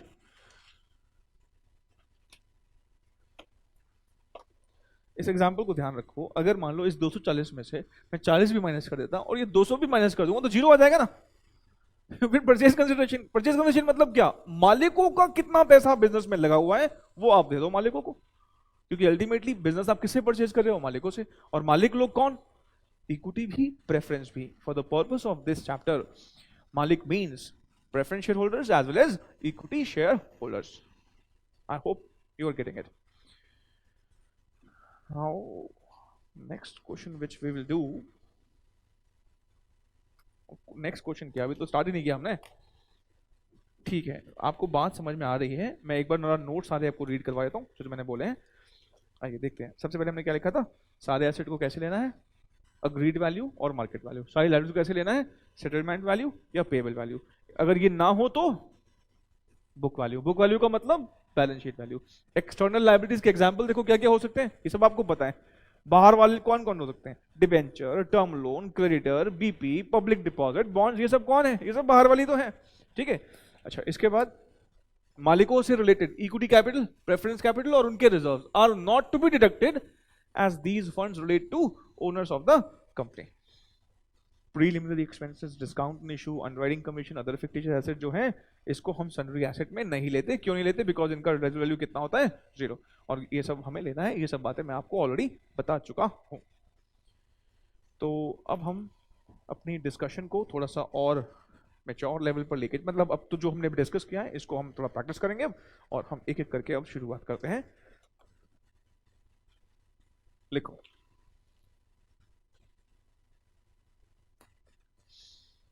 क्वेश्चन नंबर करेंगे हम 1। क्वेश्चन नंबर 1 और पेज नंबर है अमेलगमेशन। निकालो भी, सारे निकालो, बुक निकालो। बुक से हम अब आ रहे हैं। इंडेक्स देखो पहले, बुक में क्या है? इंडेक्स अमेलगमेशन चैप्टर है और ये आखिरी चैप्टर है। अच्छा, मैं एक बात आपको बता दूं, ये चैप्टर्स आगे पीछे जो हैं वो, अगर हम कोई भी चैप्टर पहले उठा लें, हर एक चैप्टर अपने आप में इंडिपेंडेंट है। ऐसा कोई प्रॉब्लम नहीं है कि आप कौन सा चैप्टर पहले कर रहे हैं। हर चैप्टर का अपना एक इंडिपेंडेंस है। कोई चैप्टर किसी और पे डिपेंडेंट नहीं है। मैंने हालांकि जो आपको एक ऑर्डर बताया हुआ है उसी ऑर्डर में आप ये चैप्टर्स करेंगे तो आपको कोई दिक्कत नहीं आएगी। ठीक है, तो हम एमालगमेशन जो है वो हम यहाँ पर अब कर रहे हैं टॉपिक 160 पेज नंबर है 160।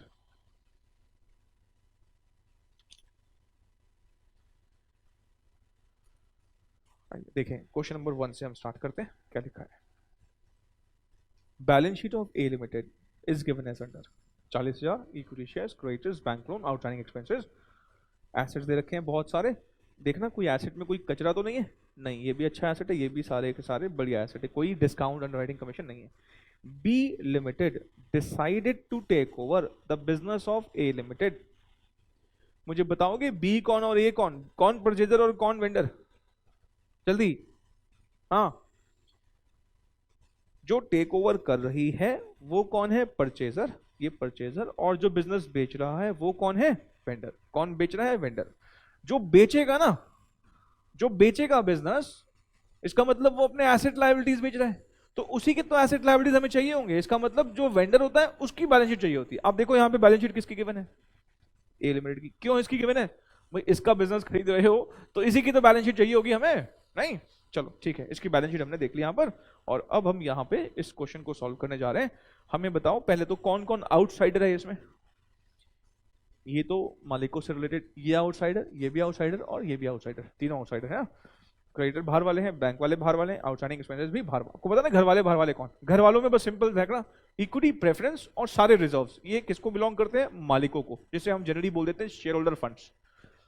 और जो बाकी की बैलेंस शीट की बात करूं, नॉन करंट लायबिलिटीज और करंट लायबिलिटीज जो होती हैं वो सारे कौन होते हैं, आउटसाइडर्स। ठीक है, चलिए क्वेश्चन नंबर 1 कर रहे हैं हम, पेज नंबर है 160, 160।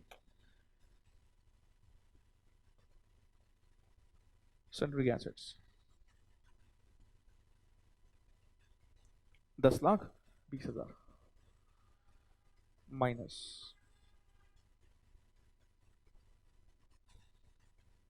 External liabilities.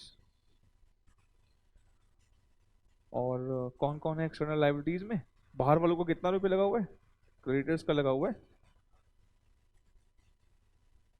3.5 lakh,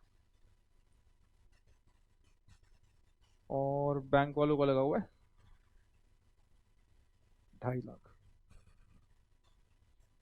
outstanding expenses का लगा हुआ है, मतलब आउटस्टैंडिंग एक्सपेंसेस कितने पे करने, 20,000।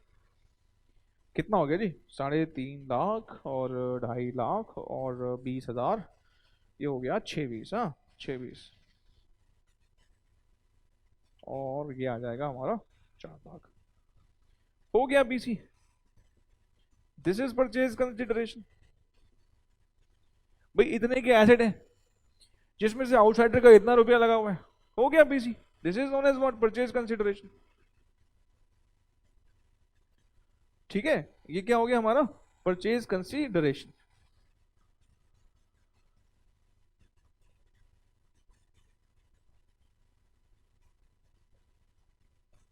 ठीक है, चलो आगे बढ़े। अगला क्वेश्चन जो करेंगे, कौन सा करेंगे, अगला क्वेश्चन करेंगे हम क्वेश्चन नंबर 2 करेंगे, नेक्स्ट क्वेश्चन ही करेंगे। पेज नंबर है 160। आइए देखें इसमें क्या बोलता है, इसमें क्या अलग है। आप अगर ध्यान से देखो ना, क्वेश्चन नंबर 1 और 2 की बैलेंस शीट मैंने सेम रखी है, मतलब ऑलमोस्ट सिमिलर लाइन है, सिमिलर क्वेश्चन है, बस फर्क क्या है, नीचे एडजस्टमेंट का। यहां पर भी बी ने टेक ओवर किया है, B is purchaser and A is vendor. इस बार ना वैल्यूज दे रखी है आपको, लैंड एंड बिल्डिंग की वैल्यू 120% है, मशीनरी का वैल्यू 1.5 लाख है, डेटर्स कहता है 45,000 ही देंगे। जिनके बारे में बोला है ठीक है, जिनके बारे में नहीं बोला उनका बुक वैल्यू ही क्या मान लेंगे, मार्केट वैल्यू। आ रही है बात समझ में, चलो ठीक है, लिखो पहले लिखो हम। सबसे पहले हमारा कौन सा एसेट है,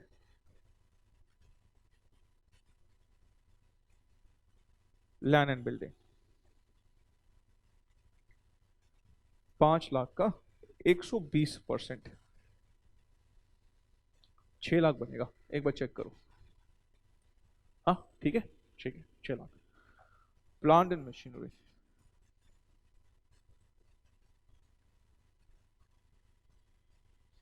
1.5 लाख, वैल्यू ही दे रखी है उसने तो 1.5 लाख। फर्नीचर फर्नीचर है 1 लाख,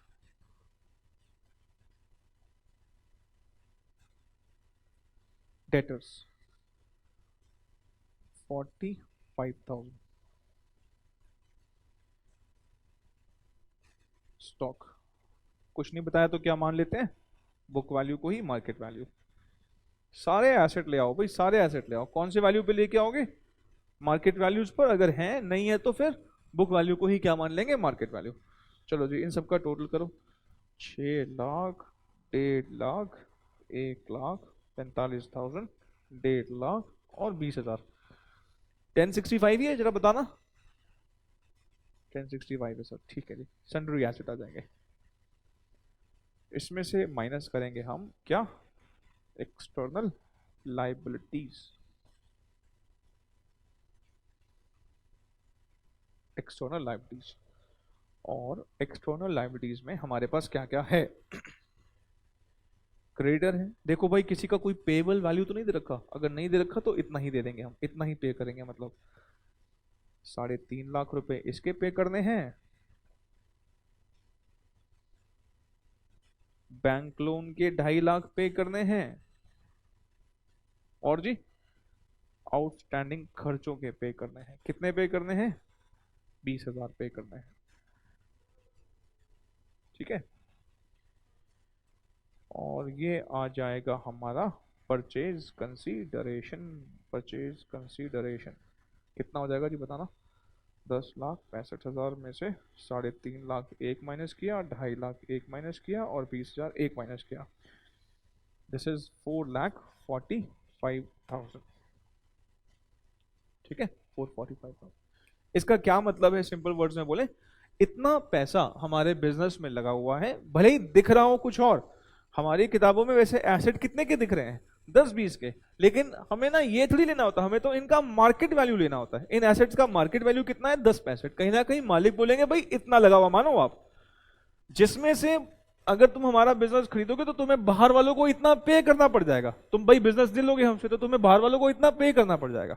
इसका मतलब तुम्हारे पास कितने के एसेट रह जाएंगे, 445। समझो ये पैसे हमारे लगे हुए, मालिक कहते हैं इतना हमारा टोटल लगा हुआ है, इतना हमारे बिजनेस में बाहर वालों का लगा हुआ है, इसका मतलब बाकी बचा हुआ आप हमारा लगा हुआ मानो, मालिक लोग बोलते हैं, और जो हमारा लगा हुआ मान रहे हो आप वो हमें पे कर दो। कितना पे कर दो हमको, 4,45,000 रुपए कर दिया जी पे, हो गई बात खत्म, ठीक है। अब हम कितने क्वेश्चंस कर चुके, तो मेरे ख्याल से आपको बात समझ में आ रही है सारी। तो अभी तक जरा मुझे बताओ क्या क्या हमने डिस्कस किया। हमने कहा था कि हम इस क्वेश्चन में, इस चैप्टर में एमालगमेशन और एब्जॉर्प्शन दो चीजें देखेंगे। एक अकाउंटेंट के लिए एमालगमेशन और एब्जॉर्प्शन जो है वो टर्म मायने नहीं रखती, उसको तो बस ये बताओ खरीदने वाला कौन, बेचने वाला कौन। हमारे लिए हम जितने क्वेश्चन सॉल्व करेंगे ना, हम कभी ये तो देखेंगे ही नहीं कि एमालगमेशन है कि एब्जॉर्प्शन है। मैं नॉलेज के लिए आपकी बता दूंगा, लेकिन ये देखना ही हमारे लिए जरूरी नहीं कि एमालगमेशन और एब्जॉर्प्शन है। हमारे लिए क्या देखना जरूरी है, खरीदने वाला कौन है और बेचने वाला कौन है। जो बेचने वाला है उसकी बैलेंस शीट लेकर परचेज कंसिडरेशन निकालेंगे, और उसको पे कौन करेगा, परचेजर। परचेजर उसको देगा पैसे और वेंडर अपना बिजनेस दे देगा उसके हाथ में, ठीक है। चलो हम आगे बढ़ते हैं, और हम जो अगला क्वेश्चन सॉल्व करेंगे वो है क्वेश्चन नंबर 3। आइए जरा क्वेश्चन नंबर 3 की तरफ बढ़े और देखिए इसमें क्या लिखा है। क्वेश्चन नंबर 3 में लिखा है क्या, balance sheet of B limited is given as under, ठीक है जी। 30,000 equity shares of ₹10 each, 3 lakh रुपए। जनरल रिजर्व गिवन है 1.15 के, क्रेडिटर्स गिवन है 1.5 लाख के, बैंक लोन गिवन है 2.5 लाख रुपए का, ठीक है। लैंड एंड बिल्डिंग में 2 लाख, मशीनरी है 2.5 लाख, और है क्या, कंप्यूटर्स कितना, 80,000, गुडविल 85,000, डेटर्स 30,000, स्टॉक कितना है 1.5 लाख, डिस्काउंट इशू कितना है 5, और बैंक कितना है 15,000। Very good. अब क्या बोलता है आगे, पहले मुझे बताओ इस सारे एसेट्स में कोई कचरा है, कचरा मतलब जिसका वैल्यू हम जीरो खुद से ही मानेंगे, कुछ है सर, ये रहा डिस्काउंट ऑन इशू। तो गुडविल, ना ना ना ना ना ना, गुडविल को जीरो नहीं मान सकते, ये तो क्या है, इनटैंजिबल फिक्स एसेट है। ये क्या है, इनटैंजिबल फिक्स एसेट है, ठीक है। A limited decide to take over the business of B limited. Land and building कहता है वैल्यू करिए 140% पर, प्लांट एंड मशीनरी 90% पर, डेटर्स 18,000 रिलाइज करेंगे, क्रेडिटर्स कहता है हमसे 1,45,000 ले लेंगे सेटलमेंट में, और कहता है एक अनरिकॉर्डेड लायबिलिटी भी है। अनरिकॉर्डेड लायबिलिटी का क्या मतलब होता है, बोलो जी। अनरिकॉर्डेड लायबिलिटी का मतलब ये है हमें किसी के पैसे तो देने हैं पर हमने अपनी किताबों में अभी तक उसको एज क्रेडिटर नहीं शो कर रखा। इसका क्या करेंगे आइए देखेंगे। हम अब करें क्वेश्चन सॉल्व करते हैं तो देखेंगे, सब कुछ देखेंगे, बिल्कुल देखेंगे। आइए एक एक करके बात करते हैं।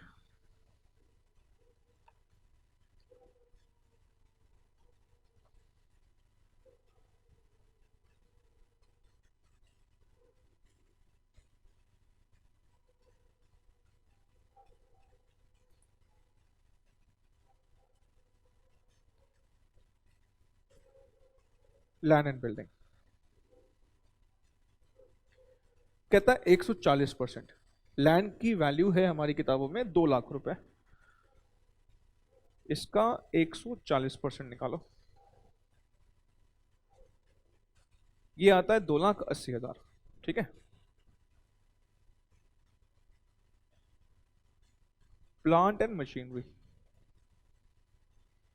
कहता है 90% पर वैल्यू करो। 2.5 लाख का 90% कितना होता है? जल्दी जल्दी बताओ यार, ऐसे थोड़ी होता है काम। 2,25। फिर बात करो आप, अगला एसेट कौन सा है? कंप्यूटर्स। कुछ बताया है नीचे? नहीं बताया तो क्या करें फिर? बुक वैल्यू ले लेंगे सर। गुडविल कुछ बताया है नीचे? ना ना ना नहीं बताया सर। 85,000 ले लेंगे, मेरी 5,000 ले लेंगे। डेटर्स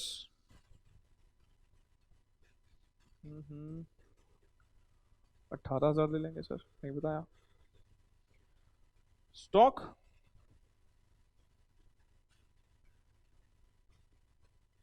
पार्टिसिपेशन ना आ नहीं रहा है। हाँ नहीं आ रहा है। मुझे पता नहीं क्यों लग रहा है कि सिर्फ नोट कर रहे हो आप। ऐसे ना करो। बताओ जी स्टॉक कितने का? पीछे वाले बच्चों पे हाँ स्टॉक बताओ जी। छापने आते हो क्या बस? कितना स्टॉक लिखूं? 1.5 lakh. Discount on issue, discount on issue, discount on issue. मेरे 3 बार बोलने के बाद कुछ बच्चे बोल रहे हैं नहीं लेंगे। ध्यान रखना हाँ एग्जाम में कोई ऑडियो नहीं लगा हुआ होता। क्वेश्चन में ऑडियो लगा हुआ, वो क्वेश्चन बोलेगा 3 बार discount on issue, discount issue, discount issue, और आप समझ जाना कि भाई नहीं लेना है। वहां ले लिया तो ले लिया, बात खत्म हो जाएगी। डिस्काउंट इशू जो है ये एक कचरा एसेट है, इसको नहीं लेना है, इसको नहीं लेना है। क्यों नहीं लेना है? क्योंकि ये जो एसेट है ये क्या है? ये कचरा एसेट है, इसकी मार्केट वैल्यू नहीं होती है। क्वेश्चन नहीं भी कहेगा तब भी नहीं हो। क्वेश्चन ने कहीं नहीं भी कहा ना नीचे कि इसका मार्केट वैल्यू तो क्या मानेंगे? 0 ही मानेंगे। ठीक है जी। बैंक बैलेंस बताओ। थैंक गॉड 500 का नोट 500 में ही चलता है, इसका मतलब 15,000 की वैल्यू 15,000 ही होगी। सन्ड्री एसेट्स टोटल करो। 280 तो 25, 80,000, 85,000, 18,000, 1.5 लाख, 15,000, 8,53,000। ठीक है। 853 क्या कह रहे हो? नहीं है टोटल कुछ और? कितना? 8 नहीं यार 853। एक बार चेक करो, वापस चेक करो। देखो देखो वापस से देखो। 853 है ना? 84। सबका गलत कराओगे यार तुम। आप क्या करना, आपका कैलकुलेटर ना मैं देख रहा हूँ काफी दिन से ना, आप मुझे गलत सलत जवाब देते हो। अपना कैलकुलेटर लेना, उसको ना आज गर्म पानी में उबाल देना वो आपको वो जवाब देगा जो आप नहीं देना। मतलब ये क्या यार, हमेशा कुछ ना कुछ। ध्यान से कैलकुलेटर ऑपरेट करो ना। चलो बताओ सनरी क्रेडिटर्स कितना? सनरी क्रेडिटर सर ये है 1.5 लाख, 1.5 लाख, 1.5 लाख। 1.5 लाख नहीं भाई, कितना? पेबल वैल्यू लेना ना, जब सेटलमेंट वैल्यू या पेबल वैल्यू दे रखा हो तो वो लेते हैं। कितना पेबल वैल्यू है? 145। ठीक है जी। सनरी क्रेडिटर्स के बाद है बैंक लोन। कुछ बोला है बैंक लोन के बारे में? नहीं बोला तो क्या मानूं? यही देंगे हम 2.5 लाख रुपए। ठीक है बैंक लोन भी पे कर दिया हमने 2.5 लाख रुपए का। बैंक लोन भी पे कर दिया। अब बात आती है कि अनरिकॉर्डेड लायबिलिटी जो है ये बहुत सारे स्टूडेंट्स भूल जाते हैं। ये मेरा मेरा पास्ट एक्सपीरियंस, मैं जब जब बच्चों को टेस्ट में, ये जो बच्चे फेस टू फेस लेते हैं, जब मैंने बच्चों को टेस्ट में ये क्वेश्चन दिया, इस तरह का कोई क्वेश्चन दिया जिसमें अनरिकॉर्डेड लायबिलिटी था, बहुत सारे क्वेश्चन इवन मेरे क्लास में करवाने के बाद, इस तरह का एक और क्वेश्चन मैं कराऊंगा जो सी इंस्टीट्यूट ने पूछा था, क्लास में करवाने के बावजूद भी बहुत सारे बच्चों ने, मतलब नियरली 50% स्टूडेंट्स ने अनरिकॉर्डेड लायबिलिटी नहीं लिखा। अब एक बात ध्यान रखना प्लीज, अगर कोई इजी क्वेश्चन आता है ना, अगर कोई इजी क्वेश्चन आता है और आपने अगर वो छोटी मोटी गलती कर दी, वो पूरे नंबर काट लेगा। ऐसे क्वेश्चंस के ना प्रोपोर्शनेट मार्किंग नहीं होती है। 5 मार्क्स का आएगा तो पूरे 5 जाएंगे एक छोटी सी मिस्टेक की वजह से। इसलिए प्लीज, और ये जो छोटी मिस्टेक्स जो होती है ना, जो कहने को तो दुनिया वाले बोलते हैं कि सिली मिस्टेक, एक्चुअली में सिली मिस्टेक्स नाम की कोई चीज है ही नहीं। सिली मिस्टेक्स नाम की कोई चीज है ही नहीं। It's just lack of practice. बच्चे प्रैक्टिस करते नहीं है और उनको लगता है कि शायद हम सिली मिस्टेक नाम की क्या चीज, मतलब मेरे से हो रही है ये सिली मिस्टेक, अच्छा मेरे से क्यों नहीं हो रही है सिली मिस्टेक? क्योंकि मैं प्रैक्टिस कर रहा हूं डे इन डे आउट, मैं हर 6 महीने में प्रैक्टिस करता हूं, इसलिए मुझसे ये मिस्टेक नहीं हो रही है। आप भी अगर प्रैक्टिस करेंगे, आप ऑफ कोर्स, ठीक है मैं इतने सालों से पढ़ा रहा हूं तो आप कंपैरिजन बिल्कुल जस्टिफाइड नहीं है, लेकिन आप भी अगर प्रैक्टिस करेंगे 6 महीने में, आप अगर 3 4 5, जैसे मैंने कहा तो 6 रिवीजन आपकी हो जानी चाहिए एग्जाम से पहले, अगर आप बार बार प्रैक्टिस करेंगे, रिवीजन करेंगे, तो डेफिनेट सी बात है आपसे भी गलती नहीं होगी। इसलिए प्रैक्टिस तो प्लीज रेगुलरली करते रहना है। अनरिकॉर्डेड लायबिलिटी में क्यों यहां से माइनस करूंगा? भाई देखो, आपने रिकॉर्ड नहीं किया, मान लो मुझे आपके ना 2 लाख रुपए देने थे, 2 लाख रुपए देके मैंने कहीं रिकॉर्ड ही नहीं किया अपने बुक्स में कहीं पर भी, और 6 महीने से 6 महीने के लिए आपसे उधार लिया था, 6 महीने बाद मेरे पास आओगे ना पैसे लेने के लिए, मैं क्या बोलूं? कौन से 2 लाख भाई, मैंने तो रिकॉर्ड ही नहीं कर रखे। ऐसे नहीं बोल पाओगे ना भाई, तुमने रिकॉर्ड नहीं किया, तुम्हारी प्रॉब्लम है। ऐसे तो आप सारी लाइबिलिटीज को अनरिकॉर्ड कर दो, बैंक से लोन लेके, बैंक ने आपको लोन दे दिया, आप रिकॉर्ड ही मत करो अपने घर पे आके, भाई तुम्हारा रिकॉर्ड करना थोड़ी इंपॉर्टेंट है। ये बात है कि लाइबिलिटी है कि नहीं, अगर लाइबिलिटी है तो भाई तुम्हें फिर तो देना ही पड़ेगा, लाइबिलिटी है तो देना ही पड़ेगा। तो अनरिकॉर्डेड लाइबिलिटी भले ही हो, आपको ध्यान रखना है लाइबिलिटी तो है ना, चाहे आपने रिकॉर्ड नहीं कर रखा, आपकी जेब से तो पैसे जाएंगे ना, पैसे जाएंगे मतलब एसेट तो हमें रिड्यूस होंगे ही होंगे। ये बड़ी इंपॉर्टेंट फिगर है, इसमें बच्चे बहुत गलतियां करते हैं, सब कुछ ठीक होता है लेकिन ये भूल जाते हैं करना। ध्यान से आप बाहर ना निकल जाए देखिए, बाहर ना निकल जाए। चलो जी, अनरिकॉर्डेड लायबिलिटी अब आपको बिल्कुल नहीं भूलेगा ये चीज। बताइए, और तो कुछ नहीं है ना? परचेज कंसिडरेशन कितना आएगा? 8,53,000 रुपए minus 1,45,000 minus 2.5 lakh minus 15,000 443।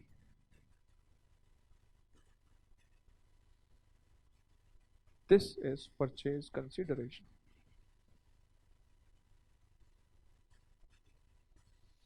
This is purchase consideration. ये है purchase consideration। ठीक है जी,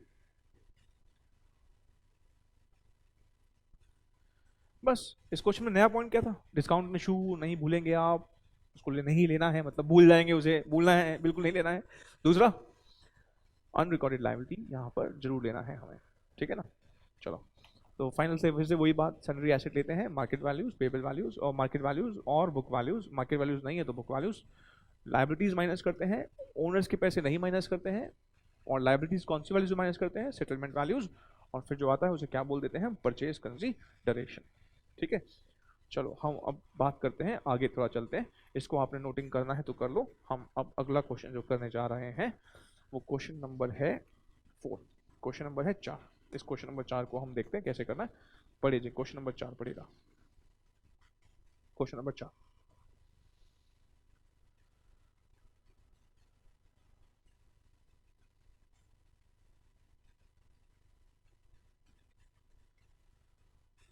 क्वेश्चन नंबर 4। अब ये क्वेश्चन ना एग्जाम में आया हुआ है, और इस तरह के क्वेश्चन बहुत फेवरेट हैं एग्जामिनर के। इस तरह के जितने भी क्वेश्चन हम करेंगे ना, बहुत फेवरेट हैं एग्जामिनर के। ये CS दिसंबर 2003 में आया, ऐसे ही 1-2 क्वेश्चन और भी आए हुए हैं, बार बार आए हुए हैं, बल्कि इसमें हो सकता है साल नीचे कम लिखे हो, but the important thing is ये क्वेश्चन हमारे एग्जाम के रिलेवेंट है। वैसे भी मेरी बुक में मैंने बता रखा है कई बार आपको, जो भी क्वेश्चन डले हुए हैं सब के सब अल्ट्रा इंपॉर्टेंट है, एग्जामिनेशन पॉइंट ऑफ व्यू सारे इंपॉर्टेंट है। बार बार आपको इंपॉर्टेंट लिखने की जरूरत नहीं है, बुक के बाहर ही लिख लो इंपॉर्टेंट। ठीक है, चलो आइए जरा हम देखते हैं इसको क्या लिखा है। The balance sheet of dreamers limited as at 31 March 2003 stood as under. Share capital दे रखी है और प्रेफरेंस शेयर्स है, इक्विटी शेयर्स है, जनरल रिजर्व है, डिबेंचर है, करंट लायबिलिटीज है, फिक्स्ड एसेट्स है, इन्वेस्टमेंट्स है और करंट एसेट्स है। Performers Limited signified their agreement to take over the assets and liabilities of Dreamers Limited as per the following terms and conditions. Fix asset हम लेंगे 90% of book value पर, investment हम लेंगे 10% above par value, current assets and liabilities कहता है हम book value पे लेंगे एक्सेप्ट स्टॉक इन ट्रेड, ये पढ़ लेते हैं ठीक है क्या है। उसके बाद कहता है डिबेंचर्स को हमें डिस्चार्ज करना है 15% प्रीमियम पर, प्रेफरेंस शेयर होल्डर्स को डिस्चार्ज करना है 15% प्रीमियम पर, इक्विटी शेयर होल्डर को हमें देने हैं 5 इक्विटी शेयर्स। अच्छा एक बात बताओ, हमारा फॉर्मूला क्या है? Assets minus external liabilities, asset minus external liabilities. मालिकों को आप क्या दे रहे हो वो हमारे लिए इंपॉर्टेंट नहीं है, हम एसेट में से सिर्फ कौन सी लायबिलिटीज माइनस करते हैं? एक्सटर्नल। डिबेंचर तक की तो कहानी ठीक है, यहां पे ये मालिकों से रिलेटेड कुछ बातें बोलने लगा। ये जो दो बातें बोली है ना, ये दोनों पार्ट्स जो हैं हमारे लिए रिलेवेंट नहीं है। हमने अभी कौन सा मेथड सीखा है? Asset method. ये दोनों की दोनों इंफॉर्मेशन इस वाले मेथड को लगाने के लिए है, ये दोनों की दोनों इंफॉर्मेशन एनपीएम मतलब नेट पेमेंट मेथड लगाने के लिए है। हम अभी कौन सा कर रहे हैं? एनएएम नेट एसेट मेथड सीख रहे हैं। तो हम अभी फिलहाल के लिए इन दो पॉइंट्स को इग्नोर ही मारेंगे, बिकॉज अभी हम ये वाला मेथड कर ही नहीं रहे हैं, तो हम क्या फिर बात करें इस वाले मेथड को, क्योंकि हम कर ही नहीं रहे हैं, इसलिए हम इसको हम यहाँ पर अभी के लिए क्या कर रहे हैं? इग्नोर कर रहे हैं, इसलिए इसको हम कंसिडर नहीं कर रहे हैं। और हम क्योंकि नेट पेमेंट मेथड मैंने आपको सिखाया नहीं है अभी, जब मैं सिखाऊंगा तब मैं बात करूंगा, मतलब मैं इस क्वेश्चन पे वापस जाऊंगा बाद में, जब हम क्या कर लेंगे, जब हम इस मेथड को सीख लेंगे। तो अभी हम नेट एसेट मेथड करेंगे। ये सारे के सारे एसेट्स की बात कर रहे हैं, लायबिलिटीज की बात कर रहे हैं, तो जो एसेट और लायबिलिटीज की बात करें मतलब नेट एसेट मेथड में काम आएगा, अदरवाइज नहीं आएगा।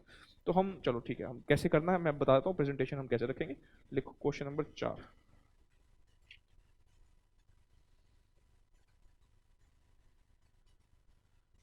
क्वेश्चन नंबर 4 पेज नंबर है 161। ऐसे लिखना फर्स्ट पार्ट।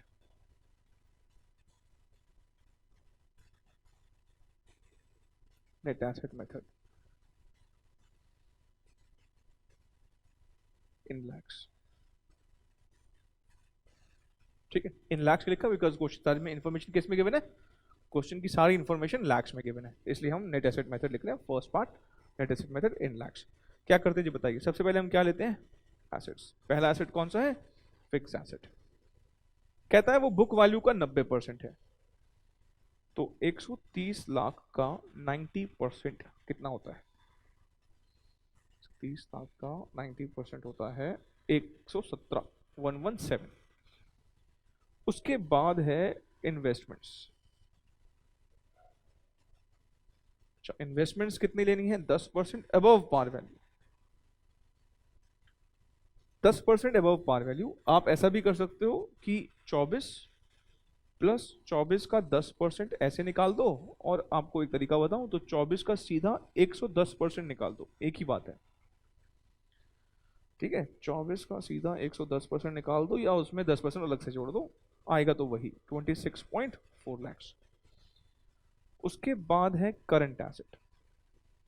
करंट एसेट इस पे थोड़ा सा ध्यान से, हाँ इसमें थोड़ा सा इंपॉर्टेंट पॉइंट है, आओ जरा देखते हैं क्या लिखता है करंट एसेट। बड़े ध्यान से देखिएगा। कहता है करंट एसेट्स को और करंट लायबिलिटीज को बुक वैल्यू पे लेना है। बुक वैल्यू का मतलब ये 20 लाख का है, 20 लाख पे लेना है, एक्सेप्ट मतलब कुछ छोड़कर। सब बुक वैल्यू पे लेना है, एक्सेप्ट मतलब कुछ चीज छोड़कर। क्या चीज छोड़कर? स्टॉक इन ट्रेड को छोड़कर। आप जानते हो ना करंट एसेट में 3 मेजर करंट एसेट होते हैं, स्टॉक, डेटर और बैंक बैलेंस। करंट एसेट मतलब 3 मेजर करंट एसेट होते हैं। स्टॉक कहता है इसमें जो स्टॉक है ना, इसके अंदर ही है स्टॉक जो है जिसकी कॉस्ट 10 लाख रुपए है, मतलब इस 20 लाख के अंदर जो स्टॉक है ना 10 लाख का, उसको ना 20% डिस्काउंट पे टेक ओवर करना है। मतलब क्या है? कहता है करंट एसेट्स को बुक वैल्यू पे ही टेक ओवर करना है, एक्सेप्ट क्या? स्टॉक। उसको कितने पे टेक ओवर करना है? 20% डिस्काउंट पर। स्टॉक है कितना? 10 लाख का। 10 लाख का 20% कितना होता है? 2 लाख। 2 लाख डिस्काउंट पे मतलब 10 माइनस 2, 8 लाख रुपए पे टेक ओवर करना है। तो आप कुछ ऐसा समझे, सपोज ये कहता है कि 10 लाख का इसमें स्टॉक है, मैं बोल सकता हूँ इस करंट एसेट में 10 लाख का स्टॉक है और 10 लाख के अदर करंट एसेट है, कह सकते हैं। अगर 10 लाख का ये है, 10 लाख का ये है, कहता है हमें वैसे बुक वैल्यू पे टेक ओवर करना है, इसका मतलब इसको मैं कितने पे टेक ओवर करूंगा, 10 लाख पर, इसको मैं कितने पे टेक ओवर करूंगा, 8 लाख पर। क्यों? 20% डिस्काउंट पे टेक ओवर करना है। आई होप मेरी बात आपको समझ में आ रही है। उसने बोला current assets and liabilities, even current liabilities को भी किस पे टेक ओवर करना है, बुक वैल्यू पर ही, मतलब 20 लाख पे ही माइनस करेंगे हम करंट लायबिलिटीज। तो अब आपको यहां पर मेंशन कैसे करना है, इसको हम दिखाएंगे कैसे, हम यहां पे लिखेंगे पहले स्टॉक। अच्छा, स्टॉक कितना दिखाएंगे, कितने का है स्टॉक, 10, इसको टेक ओवर कितने पे करना है, 10 इंटू 20% ना माइनस कर दो, कितना हो जाएगा, 8। और क्या लिख देते हैं यहां पर, other current assets. Total current asset 20 के हैं, जिसमें से 10 तो स्टॉक का हो गया, तो 10 ये आ जाएगा यहां पर। 10 के करंट एसेट, जो 20 के करंट एसेट है, 10 स्टॉक है, स्टॉक 20% डिस्काउंट पर, और बाकी 10 जो है वो बुक वैल्यू पे। तो ये कितना आ जाएगा यहाँ पर, 18। आप में से कितने स्टूडेंट्स के 18 खुद से लिख चुके थे? बहुत बढ़िया, बहुत बढ़िया, बहुत बढ़िया, वेरी गुड, गुड। ठीक है, अब हम ये हमारा हो गया, ठीक है। अब हम क्या करें, एसेट सारे हो गए ना, सन्ड्री एसेट लिखते हैं। सन्ड्री एसेट्स टोटल करो इसको, 117, 26.4 और 18 कितना हो गया, 161.4 माइनस एक्सटर्नल लायबिलिटीज। क्या क्या है एक्सटर्नल लायबिलिटीज में, बताइए जी एक एक करके। पहला क्या है, डिबेंचर। डिबेंचर का पेबल वैल्यू कितना है, 28 तो नहीं है। क्या बोला इसने कि डिबेंचर को डिस्चार्ज करना है 15% प्रीमियम पर। देखो ये जो आगे वाली लाइन है ना कि देना कैसे है, ये बाद की बात है। देखो मैं इस लाइन को अगर मैं थोड़ा सा एक्सप्लेन करूं, बिकॉज आगे जाके जब मैं आपको न्यू कंपनी की बुक्स, परचेजिंग कंपनी की बुक्स ऑफ अकाउंट सिखाऊंगा, तो वहां पर तो इस बात को बहुत डिटेल में पढ़ना है। बट फिलहाल के लिए देखो, जब आप किसी को कुछ पे करते हो तो जरूरी थोड़ी है कि उनको कैश में पे करें। हम उनको अपनी कंपनी के डिवेंचर्स, अपनी कंपनी के शेयर्स, ये भी तो दे सकते हैं। अगर मान लो मुझे रिलायंस इंडस्ट्रीज से कुछ पैसा लेना है, तो रिलायंस इंडस्ट्रीज मुझे कैश में भी दे सकती है और अपनी कंपनी के शेयर या डिवेंचर में भी दे सकती है। भाई अल्टीमेटली कंसिडरेशन पे करना है ना। अभी कंसिडरेशन देना कैसे है, दैट इज नॉट इंपॉर्टेंट। अभी क्या इंपॉर्टेंट है, देना कितना है। देना कैसे है वो इंपॉर्टेंट फिलहाल तो नहीं है, अभी हम परचेज कंसिडरेशन निकाल रहे हैं। देना कैसे है ये बात इंपॉर्टेंट हो जाएगी जब मैं आपको बुक्स ऑफ परचेजिंग कंपनी सिखाऊंगा। तो अभी ये बात इंपॉर्टेंट इतनी नहीं है। तो अब मैं क्या करूं, अब मैं यहां पर ये जो डिबेंचर्स हम यहां पर लिख रहे हैं, मैं यहां पर क्या लिखूंगा, 28 प्लस प्रीमियम है ना, कितना परसेंट, 15%। 28 का 15% निकालो, 28 का 115% हो गया 32.2, 32.2। और करंट लायबिलिटीज के बारे में तो कुछ बताया ही नहीं हुआ। करंट लायबिलिटीज के हमने बता रखा, सॉरी बताया नहीं, बता रखा है, लेकिन कैसे बता रखा है, बुक वैल्यू पे लेना। तो ये 20 लाख ही माइनस करेंगे। प्रेफरेंस वालों की बात कर रखी है, इक्विटी वालों की बात कर रखी है, वो यहां माइनस ही नहीं करते। प्रेफरेंस वालों को और इक्विटी वालों को हम कंसिडर करेंगे, लेकिन कौन से वाले मेथड में, नेट पेमेंट मेथड में। यहां उनका कोई जिक्र होना ही नहीं चाहिए। हम एसेट लेते हैं और एक्सटर्नल लायबिलिटीज लेते हैं, ध्यान से, एक्सटर्नल लायबिलिटी लेते हैं, इंटरनल नहीं लेते, मतलब मालिकों का पैसा नहीं लेते। ये आ रहा है 109.2, this is what, purchase consideration, purchase consideration, ठीक है जी, परचेज कंसीडरेशन।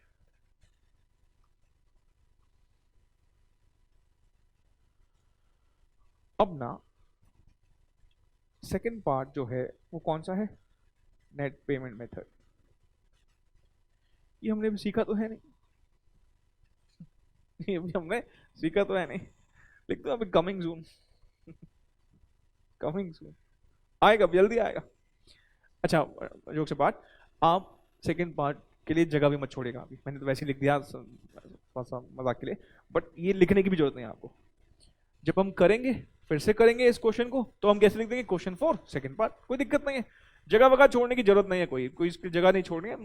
और किसी कोई छोड़ना चाहता है तो 5-6 लाइनें छोड़ दीजिए, वैसे छोड़ने की जरूरत नहीं है। बाद में जब ये क्वेश्चन आएगा तो हम फिर से कर देंगे इसको, ठीक है। फिलहाल के लिए हमने पेमेंट मेथड भी सीखा नहीं है, इसलिए हम पेमेंट मेथड पे बात अभी करेंगे भी नहीं, ठीक है। अब आप ऐसा करो, मैं आपको बताता हूँ, आप ऐसा करना, अब आप ना क्वेश्चन नंबर 5, जो अगला ही क्वेश्चन है, क्वेश्चन नंबर 5, मैं आपको 5 मिनट दे रहा हूँ, आप इसको खुद से अभी ट्राई कर रहे हैं। मैं आपको एग्जैक्टली 5 मिनट के बाद अब आपको मैं छेड़ूंगा। आप 5 मिनट में आपको दे रहा हूँ इस क्वेश्चन को, क्वेश्चन नंबर 5 को आप अभी खुद से सॉल्व कर रहे हैं। इसमें भी आप देखोगे, देखो इधर ध्यान से, इस क्वेश्चन में तो बहुत क्लियरली ही बोल दिया है उसमें, क्या बोल दिया है, नेट एसेट मेथड से और पेमेंट मेथड से आपको पीसी निकालना है। कहता है when consideration calculated under net asset method, ये इंफॉर्मेशन है। When consideration calculated net payment method, ये इंफॉर्मेशन है। तो अभी इस वाली इंफॉर्मेशन तो आप देखो ही मत, अभी इंफॉर्मेशन देखो ही कौन सी, सिर्फ ये वाली। तो अभी इसको तो इग्नोर ही मार दो, आप सिर्फ फर्स्ट मेथड, जो फर्स्ट पार्ट है वो करो सॉल्व नेट एसेट मेथड से। मैं आपको 5 मिनट के बाद आपसे बात करूंगा। चलो स्टार्ट हो जाओ जी, ठीक है।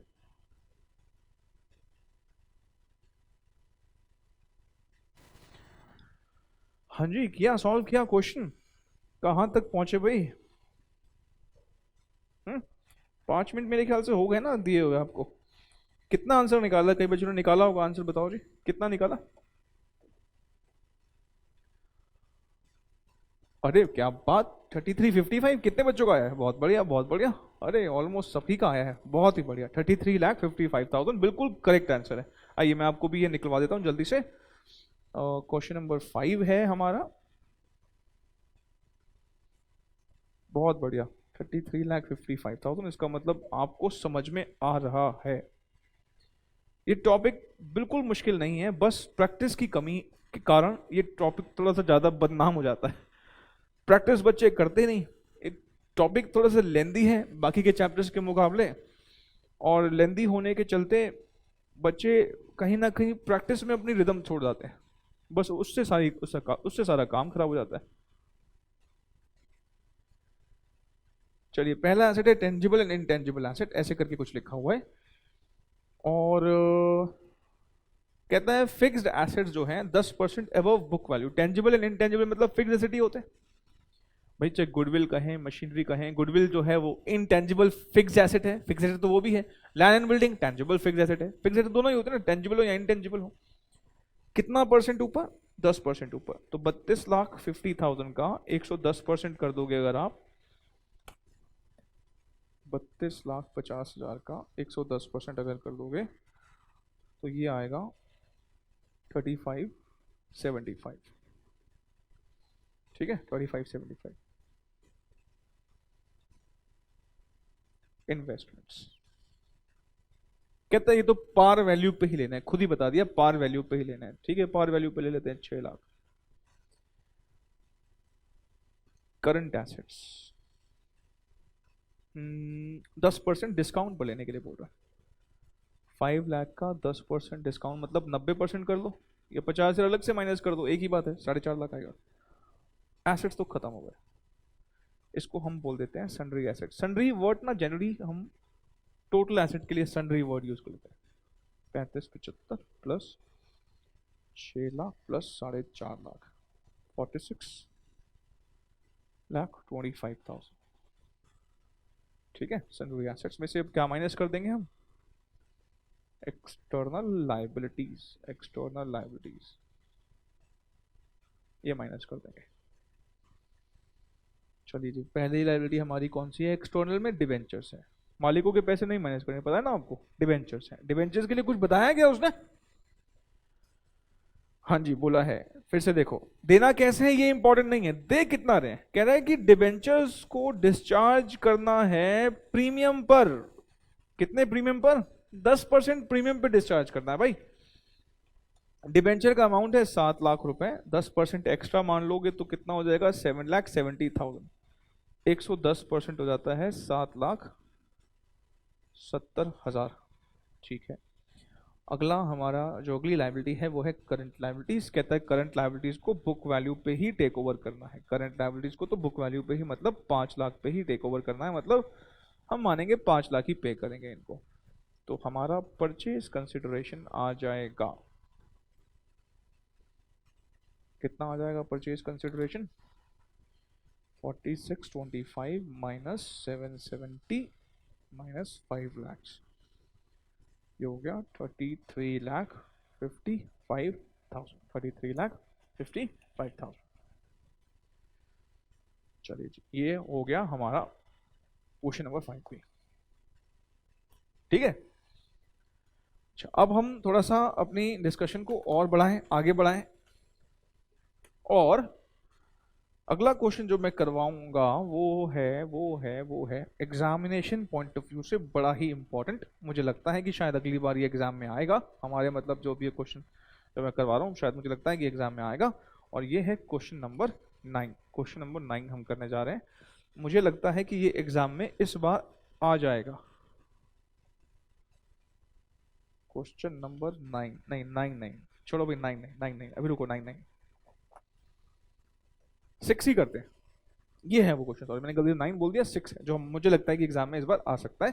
सी एग्जाम ने पूछा हुआ है, PE2।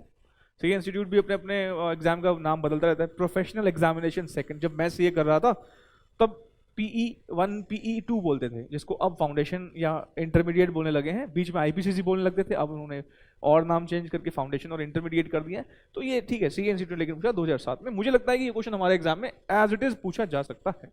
आइए देखें क्या क्या लिखा हुआ। हमें यहाँ पर इक्विटी शेयर कैपिटल है, जनरल रिजर्व है। अच्छा जी, इसमें थोड़ी सी फिगर आगे पीछे हो गई है, देखना है। ये 14 लाख इक्विटी शेयर्स है, 10,000 के जनरल रिजर्व है, 2 लाख के डिबेंचर हैं, 2 लाख के क्रेडिटर्स हैं, 50,000 का बैंक ओडी है और 40,000 का बीपी है। ठीक है जी, चलो।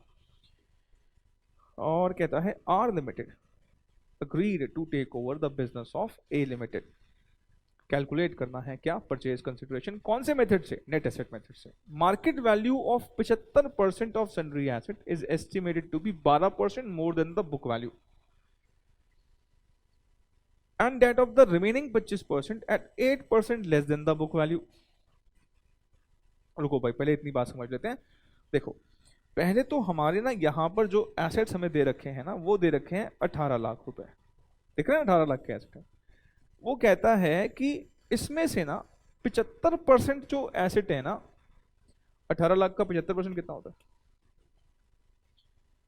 75% होता है 18 लाख का 75% होता है 13,50,000। अच्छा, रिमेनिंग 25% कितना होता है? 25% हो जाएगा 18 लाख का 25% हो जाएगा कितना? 4.5 लाख। कहता है जो ये वाला पोर्शन है ना, इसकी वैल्यू ज्यादा है। कितना ज्यादा है? 12%। 1350 का 12% एक्स्ट्रा है, टोटल करके नई वैल्यू आ जाएगी। कहता है ये जो है ना, ये कम है। कितना कम है? बुक वैल्यू से 8% कम है, तो ये माइनस करके ये वैल्यू आ जाएगी। मतलब देखो, ये वर्ड है ना सन्ड्री एसेट है, इसमें तो बहुत सारे एसेट होंगे ना, land and building, machinery, furniture. तो हो सकता है ना कि लैंड एंड बिल्डिंग का तो वैल्यू ज्यादा हो और मशीनरी का वैल्यू कम हो। डिपेंड करता है ना कि इसमें कौन कौन, बस बड़े सारे एसेट है। तो ये कुछ इस तरीके से इसमें करना है। चलो वो देखेंगे हम। कह रहा है सारी की सारी लाइबिलिटीज को हमें बुक वैल्यू पे टेक ओवर करना है, और कह रहा है एक ये लो जी, आ गया, आ गया भाई, आ गया। ये आ गया क्या? अनरिकॉर्डेड लाइबिलिटी भी है, देखना पड़ेगा। अनरिकॉर्डेड लाइबिलिटी भी है, एक अनरिकॉर्डेड लाइबिलिटी भी है, तो हमें अब थोड़ा सा ध्यान से इसको सॉल्व करना पड़ेगा। ठीक है, चलो आइए हम इसको स्टार्ट करते हैं। दिखेगा अब क्वेश्चन नंबर कौन सा कर रहे हैं हम? 6। अल्ट्रा इंपॉर्टेंट है, एग्जामिनेशन व्यू पॉइंट से आने की पूरी पूरी प्रोबेबिलिटी है, इसी बार आने की पूरी पूरी प्रोबेबिलिटी है। तो देख के सोच समझ के इसको करना। क्वेश्चन नंबर 6, पेज नंबर है 162। कैलकुलेशन ऑफ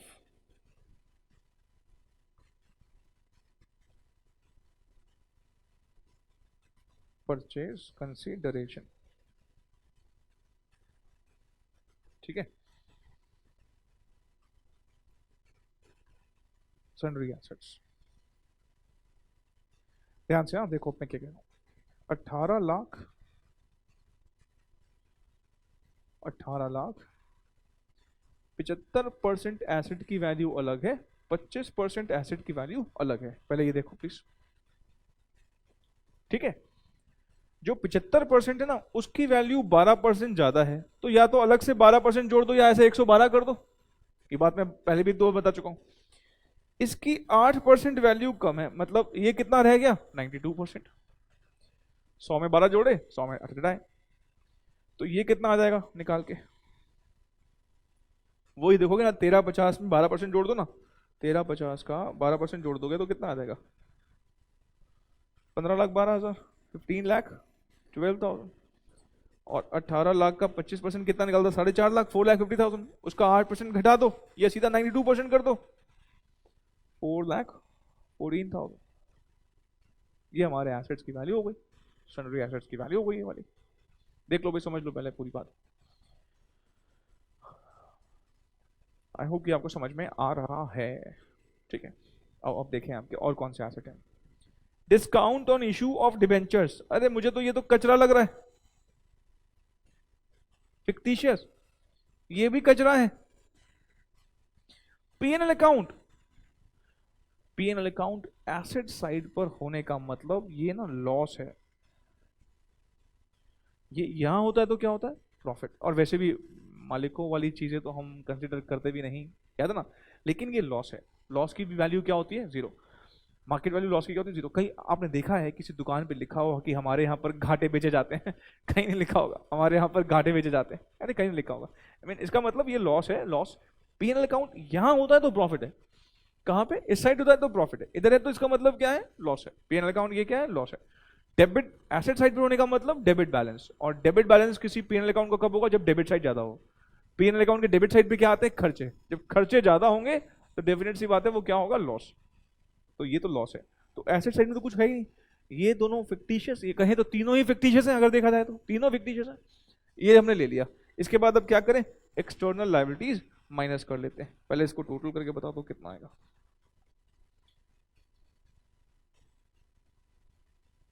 हाँ कितना कह रहे हो, हाँ 1926, ठीक है।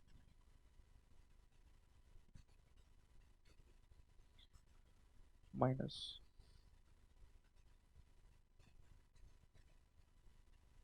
एक्सटर्नल लायबिलिटीज, क्या क्या है भाई एक्सटर्नल लायबिलिटी बताइए। पहली लायबिलिटी है 10% डिबेंचर्स,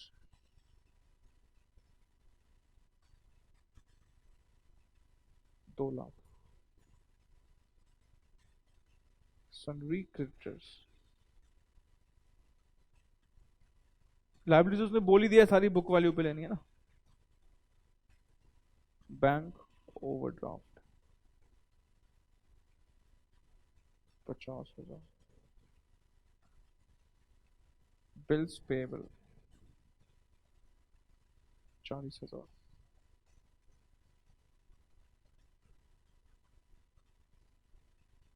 परचेज कंसिडरेशन,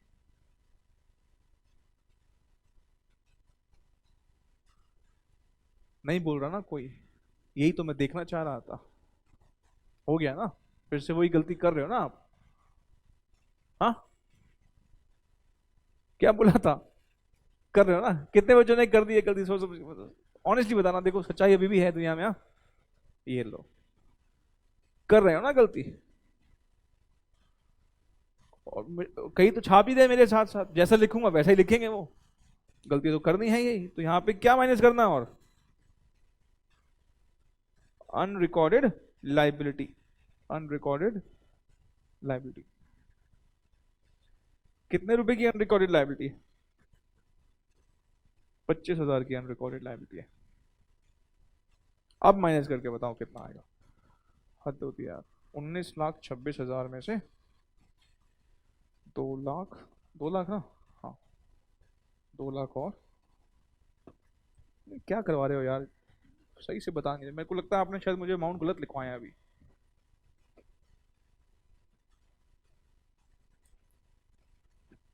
सही है ना, चलो ठीक है, कह रहे हो तो सही होगा।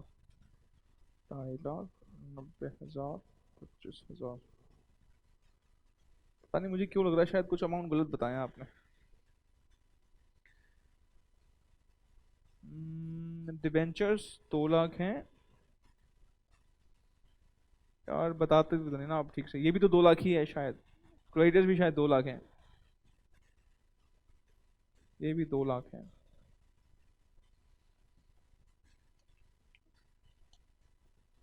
देखो, डिबेंचर 2 लाख, क्रेडिटर भी 2 लाख, बैंक ओडी 50, और डिबेंचर 2 लाख है, क्रेडिटर्स भी 2 लाख है, बैंक ओडी ये ऊपर नीचे की वजह से शायद आपने गलत बता दिया। चलो कोई बात नहीं, ये 2 लाख है, ये 50। अब बताओ कितना आंसर आ रहा है। 19,26,000 minus 2 lakh, minus 2 lakh, minus 50, minus 40, minus 25, 14,11,000। ठीक है, दिस इज व्हाट पीसी, ये है परचेज कंसिडरेशन। बस आपको ध्यान क्या रखना है, आपको ये नहीं भूलना है, अनरिकॉर्डेड लायबिलिटी नहीं भूलना है। बस ये ध्यान रखना प्लीज, अनरिकॉर्डेड लायबिलिटी बस नहीं भूलिएगा, ये इंपॉर्टेंट चीज है। बाकी ये हमारा था कौन सा method, net asset method. Net asset method की बात हमने यहाँ तक करी। और जो अगला मेथड हमारा है परचेज कंसिडरेशन का, नेट पेमेंट मेथड, वो हम अगली क्लास में डिस्कस करेंगे।